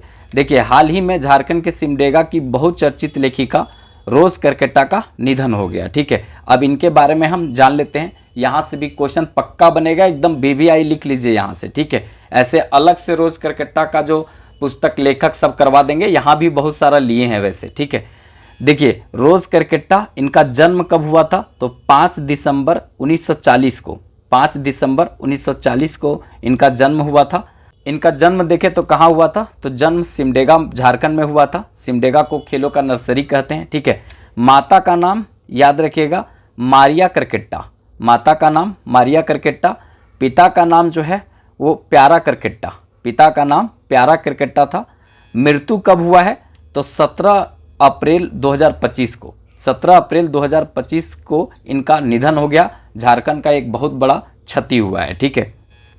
चलिए कुछ इनका लेखन, कुछ रचनाएं इनका देखते हैं जहां से अच्छा क्वेश्चन बन सकता है। पक्का यहां से क्वेश्चन बनेगा, ठीक है। प्रमुख रचनाएं अगर देखें तो यहाँ पे क्या क्या है तो सबसे इंपॉर्टेंट हम पहले बता देते हैं कि ये खड़िया में लिखती है, खड़िया भाषा में लिखती है, ठीक है। खड़िया भाषा की लेखिका है तो सब चीज़ का अनुवाद ये खड़िया में करेगी, ठीक है। तो ये पहला, और देखिए यहाँ पे जो इंपॉर्टेंट रहेगा, बार बार पूछा गया है, खड़िया लोक कथाओं का साहित्यिक और सांस्कृतिक अध्ययन, ये इनके द्वारा लिखा गया है, रोज करकेट्टा के द्वारा, ठीक है। चलिए नेक्स्ट देखते हैं यहाँ पे, स्त्री महागाथा की महज एक पंक्ति, स्त्री महागाथा की महज एक पंक्ति, ये निबंध है इनका, ठीक है। इन्होंने ही लिखा है, रोज करकेट्टा का लिखा हुआ निबंध है। इसके बाद आगे देखते हैं यहाँ पे खड़िया निबंध संग्रह, ठीक है, खड़िया निबंध संग्रह इनका है। इसके बाद खड़िया गद्य पद्य संग्रह इनका है, ठीक है, रोज करकेट्टा का। इसके बाद आगे देखेंगे जुझैर डाह, जुझैर डाह जो है, जुझैर डाह जो है ये इन्हीं का है। खड़िया नाटक संग्रह है, याद रखिएगा, बहुत इंपॉर्टेंट है, पक्का पूछा जाएगा ये, ठीक है। जुझैर डाह, ठीक है, ये खड़िया नाटक संग्रह है। एक यहाँ पर है, ये पूछा गया है जेपीएससी में, ठीक है, ये जेपीएससी में पूछा गया है, पगहा जोरी जोरी रे घाटो, पगहा जोरी जोरी रे घाटो, ये जेपीएससी में पूछा गया है। हिंदी कहानी का संग्रह है, ठीक है, ये याद रखेंगे। फिर इसके बाद प्यारा मास्टर, ये जीवनी है इनका, ठीक है, प्यारा मास्टर, ये भी पूछा जाएगा, ठीक है। इसके बाद जो है प्रेमचंद्र से संबंधित जो है खड़िया अनुवाद किए थे ये, तो ये है प्रेमचंदाय लुड़को, प्रेमचंदाय लुड़को जो है प्रेमचंद्र की कहानियों का ये खड़िया अनुवाद है। बहुत अच्छा क्वेश्चन यहाँ से बनेगा। देखिए, अधिकांशतः इनकी रचनाएं खड़िया भाषा में देखने को मिलेगा, ठीक है। तो ये सब याद रखिएगा। वैसे इनके बारे में हम एक अलग से इनका रचना का बना देंगे, बहुत सारा रचनाएं की हैं ये, ठीक है, तो एक अलग हम यहाँ पर दे देंगे। यहाँ पे वही रखे हैं जो बीबीआई है, बहुत ज़्यादा इंपॉर्टेंट है, उसी को हम यहाँ पे शामिल किए हैं, ठीक है।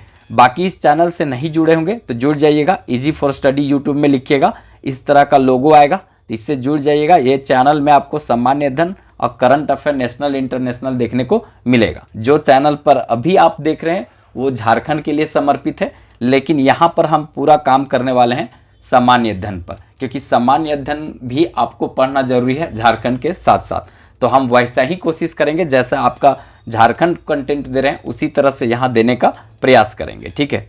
चलिए नेक्स्ट क्वेश्चन देखते हैं। हाल ही में झारखंड मुक्ति मोर्चा का केंद्रीय अध्यक्ष किन्हें बनाया गया है? तो हाल ही में झारखंड मुक्ति मोर्चा का केंद्रीय अध्यक्ष हेमंत सोरेन को बनाया गया है। सी नंबर ऑप्शन होगा।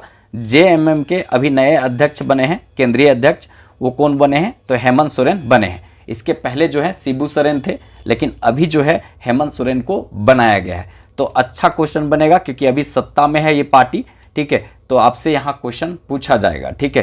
कांग्रेस के साथ अलायंस करके ये जो है इंडिया गठबंधन का अभी सरकार है झारखंड में, ठीक है। तो मुख्य जो पार्टी है कौन है? ये जेएमएम है। अभी जो 2024 में चुनाव हुआ उसमें जेएमएम कितना सीट लाई है, कमेंट बॉक्स में इसका आंसर दीजिएगा। ठीक है, जेएमएम का कितना सीट रहा है, कांग्रेस का कितना सीट रहा है, ठीक है, इंडिया गठबंधन के पास कितना सीट है, ये आप लोग कमेंट में जरूर लिखिएगा। लिखने से फायदा होगा, आप लोग को ज़्यादा लंबे समय तक याद रहेगा। देखिए, हाल ही में झारखंड मुक्ति मोर्चा का केंद्रीय अध्यक्ष जो है वो हेमंत सोरेन को बनाया गया है। ठीक है, ये याद रखिएगा, अच्छा क्वेश्चन यहाँ से बनेगा। अब यहाँ पे झारखंड मुक्ति मोर्चा का बात आया तो झारखंड मुक्ति मोर्चा से जितना क्वेश्चन बन सकता है वो हम यहाँ पर एक साथ करवा देते हैं। देखिए, इसका स्थापना कब हुआ था, झारखंड मुक्ति मोर्चा मतलब जेएमएम का स्थापना कब हुआ था, तो 4 फरवरी 1973 ईस्वी को स्थापना हुआ था। 4 फरवरी 1973 ईस्वी को स्थापना हुआ था। संस्थापक कौन थे, विनोद बिहारी महतो, विनोद बिहारी महतो, शिबू सोरेन और एके राय, ये तीनों का महत्वपूर्ण योगदान था। देखिए, जेएमएम का स्थापना में, झारखंड मुक्ति मोर्चा के स्थापना में एके राय का महत्वपूर्ण भूमिका था, लेकिन इसका संस्थापक सदस्य में इनको भी शामिल किया जाता है। विनोद बिहारी महतो, शिबू सोरेन और एके राय संस्थापक सदस्य में से थे। देखिए, यहाँ पे स्थापना कहाँ हुआ था ये भी क्वेश्चन पूछा जाता है। गोल्फ ग्राउंड, गोल्फ मैदान है धनबाद में, यहीं पर हुआ था। इसका मतलब झारखंड मुक्ति मोर्चा का स्थापना कहाँ पर हुआ है, तो ये धनबाद में हुआ है, गोल्फ ग्राउंड है वहीं पर हुआ था। ठीक है, प्रथम अध्यक्ष कौन थे, तो विनोद बिहारी महतो। प्रथम अध्यक्ष जेएमएम के कौन थे, विनोद बिहारी महतो। इसीलिए धनबाद में आपको विनोद बिहारी महतो कोलांचल विश्वविद्यालय देखने को मिलेगा, जो विनोबा भावे से कट करके 2017 में बना है। ठीक है, यहाँ पर बात करें तो प्रथम महासचिव कौन थे, ये झारखंड मुक्ति मोर्चा के, तो शिबू सोरेन। प्रथम महासचिव शिबू सोरेन थे झारखंड मुक्ति मोर्चा के, तो याद रखना है। अब ये झारखंड मुक्ति मोर्चा जो पार्टी बना है वो संयुक्त पार्टी है, तो कौन सा पार्टी को मिलाने के बाद बना था। ठीक है, तो इसको भी करना जरूरी है, अच्छा क्वेश्चन यहाँ से बन सकता है। देखिए, यहाँ पे शिवाजी समाज का स्थापना 1969 में किए थे विनोद बिहारी महतो। ठीक है, इसके बाद सोनोत संथाल समाज, इसका स्थापना 1970 ईस्वी में हुआ था शिबू सोरेन के द्वारा। और मार्क्सवादी समन्वय पार्टी, ठीक है, मार्क्सवादी समन्वय समिति, इसका जो स्थापना हुआ था 1971 ईस्वी में एके राय किए थे। तो ये तीनों पार्टी को मिला दिया गया और उसके बाद झारखंड मुक्ति मोर्चा का स्थापना किया गया था। ठीक है, ये तीनों का मतलब सम्मिलित रूप जो है वो आपका झारखंड मुक्ति मोर्चा है। ठीक है, इसमें एके राय का महत्वपूर्ण भूमिका रहा था। ठीक है, तो इसको थोड़ा सा याद रखिएगा, ये तीनों भी पूछा जाता है। शिवाजी समाज का स्थापना किसने किया था, सोनोत संथाल समाज का स्थापना किसने किया था, मार्क्सवादी समन्वय समिति का स्थापना किसने किया था, ये भी क्वेश्चन पूछा जाता है। ठीक है, यहाँ पे आगे जो है वही फिर से रिपीट करके लिख दिए हैं। वर्तमान में जो है झारखंड मुक्ति मोर्चा का केंद्रीय अध्यक्ष जो हैं नए बनाए गए हैं हेमंत सोरेन, याद रखना है। चलिए नेक्स्ट क्वेश्चन देखते हैं। हाल ही में ठाकुर विश्वनाथ सहदेव का कौन सा शहादत दिवस मनाया गया। अभी हाल फिलहाल में ठाकुर विश्वनाथ सहदेव का शहादत दिवस मनाया गया है, तो कौन सा शहादत दिवस मनाया गया है, तो याद रखेंगे सी नंबर ऑप्शन होगा, 167वां शहादत दिवस मनाया गया है। अब 167वां शहादत दिवस मनाया गया है ठाकुर विश्वनाथ सहदेव का, तो ये कौन थे। ठीक है, इनके साथ और कौन थे जो स्वतंत्रता संग्राम में आगे आए थे। ठीक है, ये कौन सा लड़ाई लड़े थे, इनके बारे में हम पूरा डिटेल से जानते हैं। देखिए, 16 अप्रैल 2025 को इनका ठाकुर विश्वनाथ सहदेव का 167वां शहादत दिवस मनाया गया। अब ये 16 अप्रैल को ये शहीद हुए थे, इसीलिए जो है यहाँ पर इनका शहादत दिवस मनाया जाता है। तो अब यहाँ देखते हैं, देखिए ठाकुर विश्वनाथ सहदेव, इनका जन्म हुआ था 12 अगस्त 1817 ईस्वी को। इनका जन्म 12 अगस्त 1817 ईस्वी को हुआ था। इनको फांसी दिया गया था 16 अप्रैल 1958 को। 1958 नहीं, यहाँ पे 1858 होगा। ठीक है, यहाँ पे गलत लिखा गया है, आप लोग सब इसको ठीक कर लीजिएगा। जो ये है 1958 नहीं, ये 1858। ठीक है, 1858 में इनको दिया गया था फांसी का सज़ा। ये 1857 का लड़ाई लड़े थे। कौन सा लड़ाई, तो 1857 का लड़ाई लड़े थे, इसीलिए 1858 में इनको 16 अप्रैल को फांसी की सज़ा दिया गया था। रांची जिला स्कूल के समीप कदम के वृक्ष पर लटकाकर फांसी की सज़ा दिया गया था। अब यहाँ पे और बात देख लेते हैं। देखिए, विश्वनाथ सहदेव जो हैं वो 1857 की क्रांति में डोरंडा के क्षेत्र से नेतृत्व किए थे। और इनका जो दीवान थे गणपत राय, इनको पूरा तरीका से सहयोग किए थे। ठीक है, कुल मिलाकर उसकाने का काम जो है गणपत राय ही किए थे। ठीक है, कि अपना राज काज बचाना है तो अंग्रेजों से लोहा लेना पड़ेगा और नहीं लड़िएगा तो सब छिन जाएगा, ये गणपत राय कहे थे। तब जाके ठाकुर विश्वनाथ साहदेव जो है वो आगे आए थे और डोरंडा के क्षेत्र से नेतृत्व किए थे। अब यहाँ पे थोड़ा सा कहानी हम बताते हैं। देखिए, मैप बनाकर बताएंगे तो ज़्यादा समझ में आएगा। यहाँ पर पूरा तरीका से 1857 में कैसे क्या हुआ था ये हमको जानना यहाँ पे थोड़ा ज़रूरी है।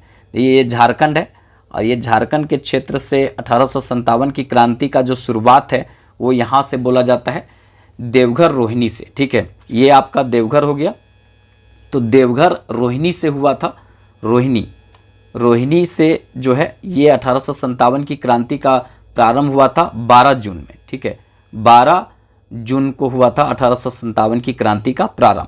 अब ये संथाल परगना में नहीं फैला था। आप सबको पता होगा कि इसके पहले जो है हुल विद्रोह हुआ था। ठीक है, हुल विद्रोह जिसको संथाल विद्रोह भी बोलते हैं, तो संथाल जो है वो विद्रोह हुआ था। इसीलिए इस क्षेत्र में नहीं फैला था क्योंकि अंग्रेजों ने यहाँ के लोगों को पूरी तरीक़ा से कुचला था। 15,000 से ज़्यादा लोगों को यहाँ पे मार दिया गया था। इसीलिए हुल विद्रोह को संथाल विद्रोह भी बोलते हैं और इसी को खूनी क्रांति भी बोलते हैं। तो यहाँ के लोगों को एक प्रकार से अंग्रेज़ों के प्रति बहुत दहशत हो गया था, इसीलिए इधर नहीं फैला था। संथाल परगना की तरफ 1857 का लड़ाई जो है वो नहीं फैला था क्योंकि इसके पहले यहाँ पे संथाल विद्रोह जो है हो चुका था 1856 में। तो ये विद्रोह इधर फैला हजारीबाग साइड में। यहाँ सुरेंद्र शाही हजारीबाग में नेतृत्व किए।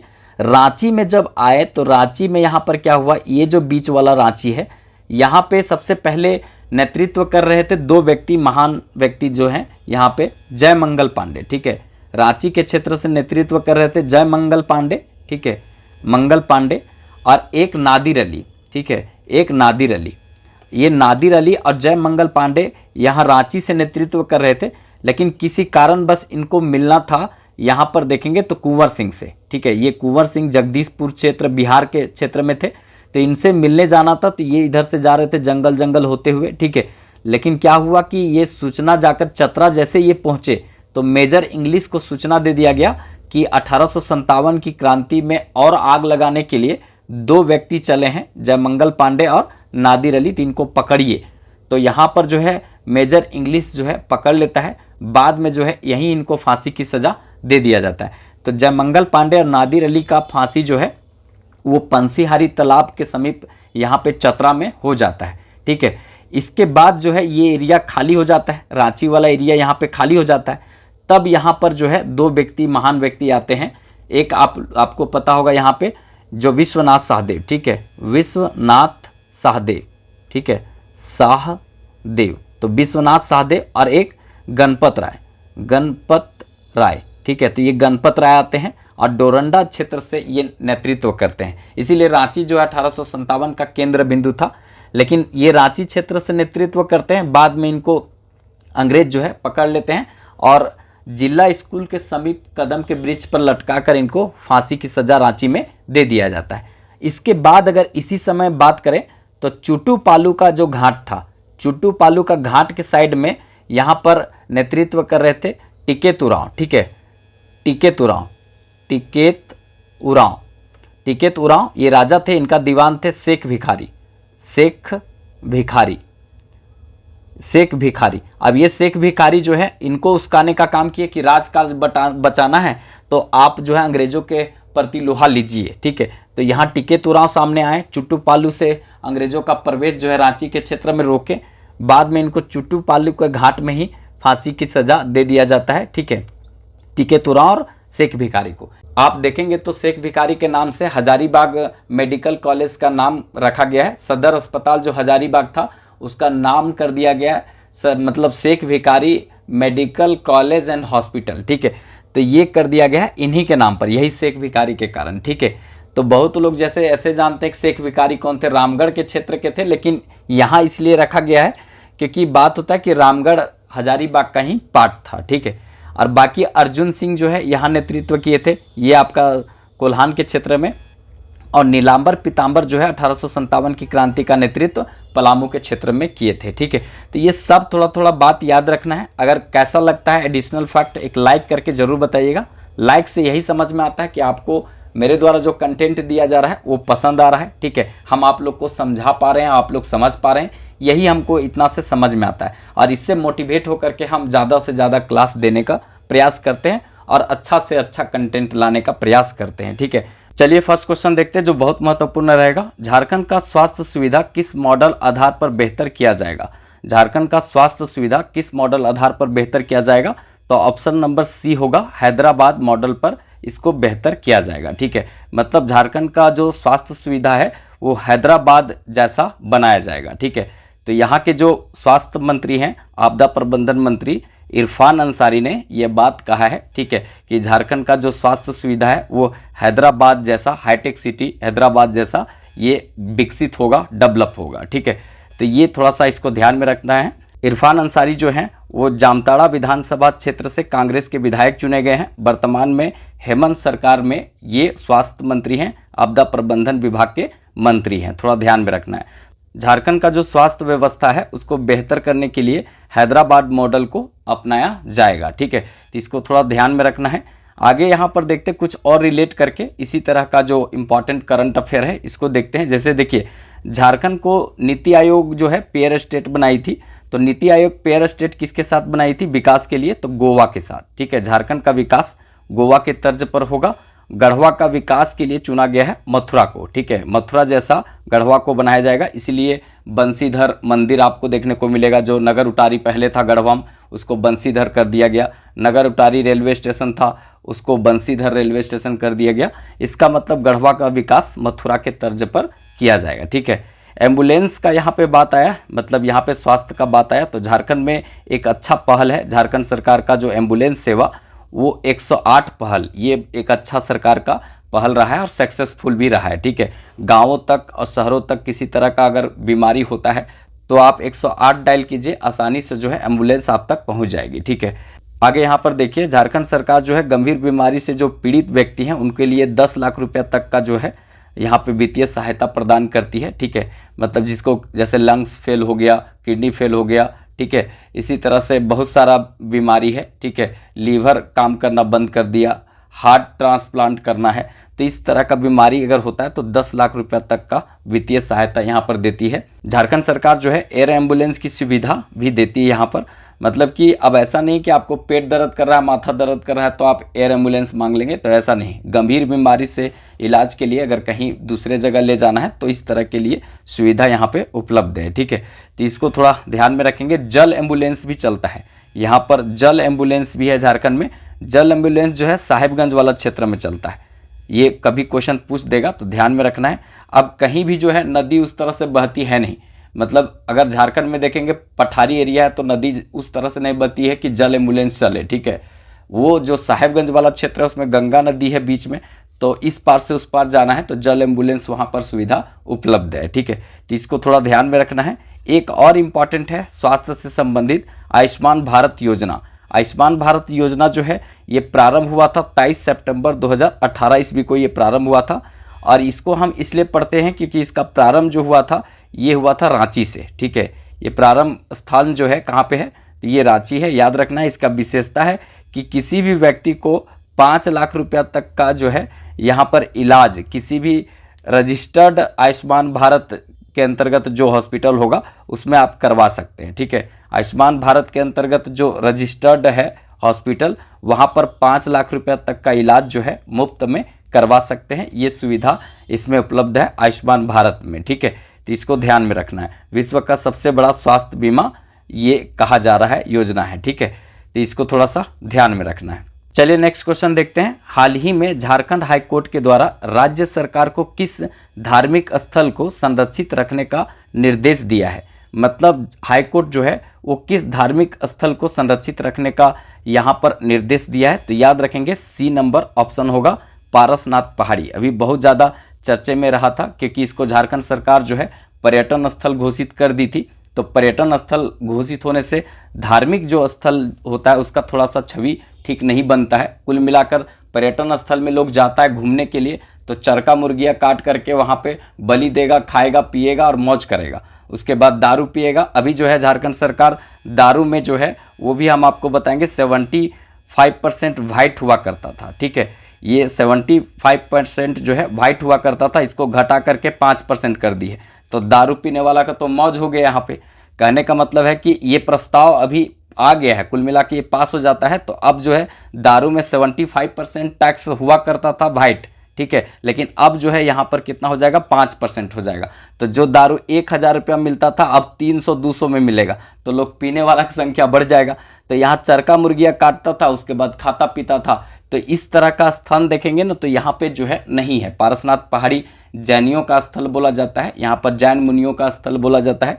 तो यहाँ पर देखा जाए तो जैन जो है वो अहिंसकवादी होते हैं, ठीक है, अहिंसा के पुजारी होते हैं। तो यहाँ पे इस तरह से करना सही नहीं है, तो इस पर बहुत ज़्यादा विरोध हुआ। तो फाइनली यहाँ पर हाई कोर्ट जो है यह कहा है झारखंड सरकार को कि इसको धार्मिक स्थल के रूप में यहाँ पे संरक्षित रखा जाए, ठीक है। तो यही बात है, इसको थोड़ा ध्यान में रखेंगे। पारसनाथ पहाड़ी बहुत ज़्यादा चर्चे में रहा। देखिए यहाँ पे हाल ही में झारखंड हाईकोर्ट के द्वारा राज्य सरकार को बहुचर्चित पारसनाथ पहाड़ी धार्मिक स्थल के रूप में संरक्षित रखने का निर्देश दिया है। तो इसको थोड़ा ध्यान में रखेंगे। अब पारसनाथ पहाड़ी से इंपॉर्टेंट बात याद रखना है, पारसनाथ पहाड़ी जो है कोई भी एग्जाम में देखेंगे तो यहाँ से पक्का क्वेश्चन रहता है। पारसनाथ पहाड़ी जो है स्थान कहाँ पे, गिरिडीह जिला में स्थित है, इसको याद रखेंगे। वन अगर बात करें यहाँ कौन सा वन है तो मधु वन है, याद रखना है। प्रसिद्ध किस लिए है, जैन धर्मावलंबियों के लिए प्रसिद्ध है, याद रखना है। विशेषता क्या है कि झारखंड का सबसे ऊंचा पहाड़ है, ठीक है, सबसे ऊंचा पहाड़ झारखंड का है पारसनाथ, याद रखना है।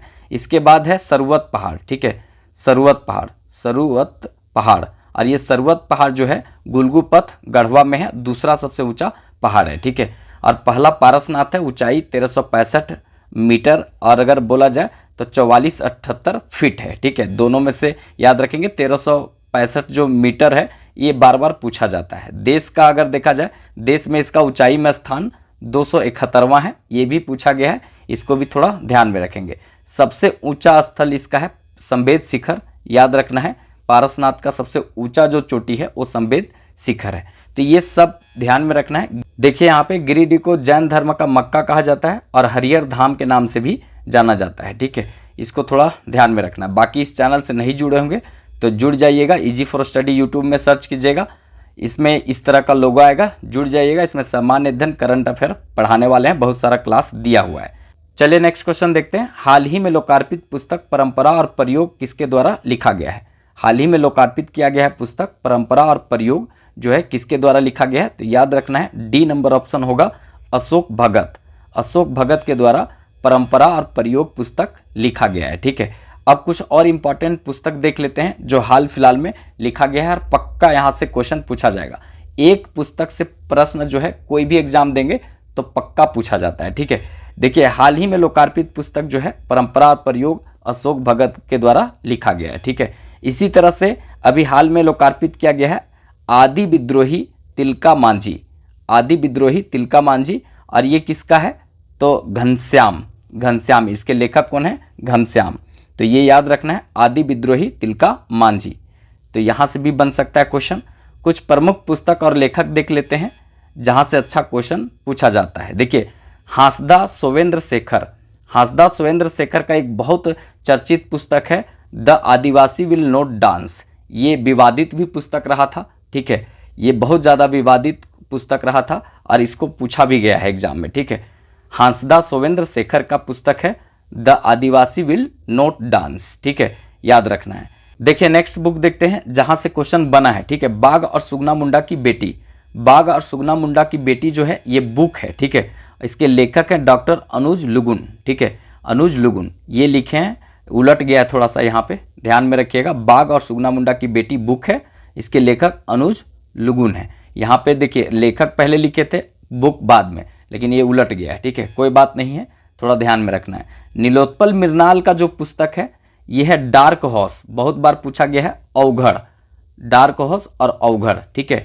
इसके बाद नेक्स्ट पुस्तक देखते हैं अनुज कुमार धान, अनुज कुमार धान का पुस्तक है झारखंड। झारखंड जो है वो नया पुस्तक है, ये हाल फिलहाल में लोकार्पित हुआ है, ठीक है।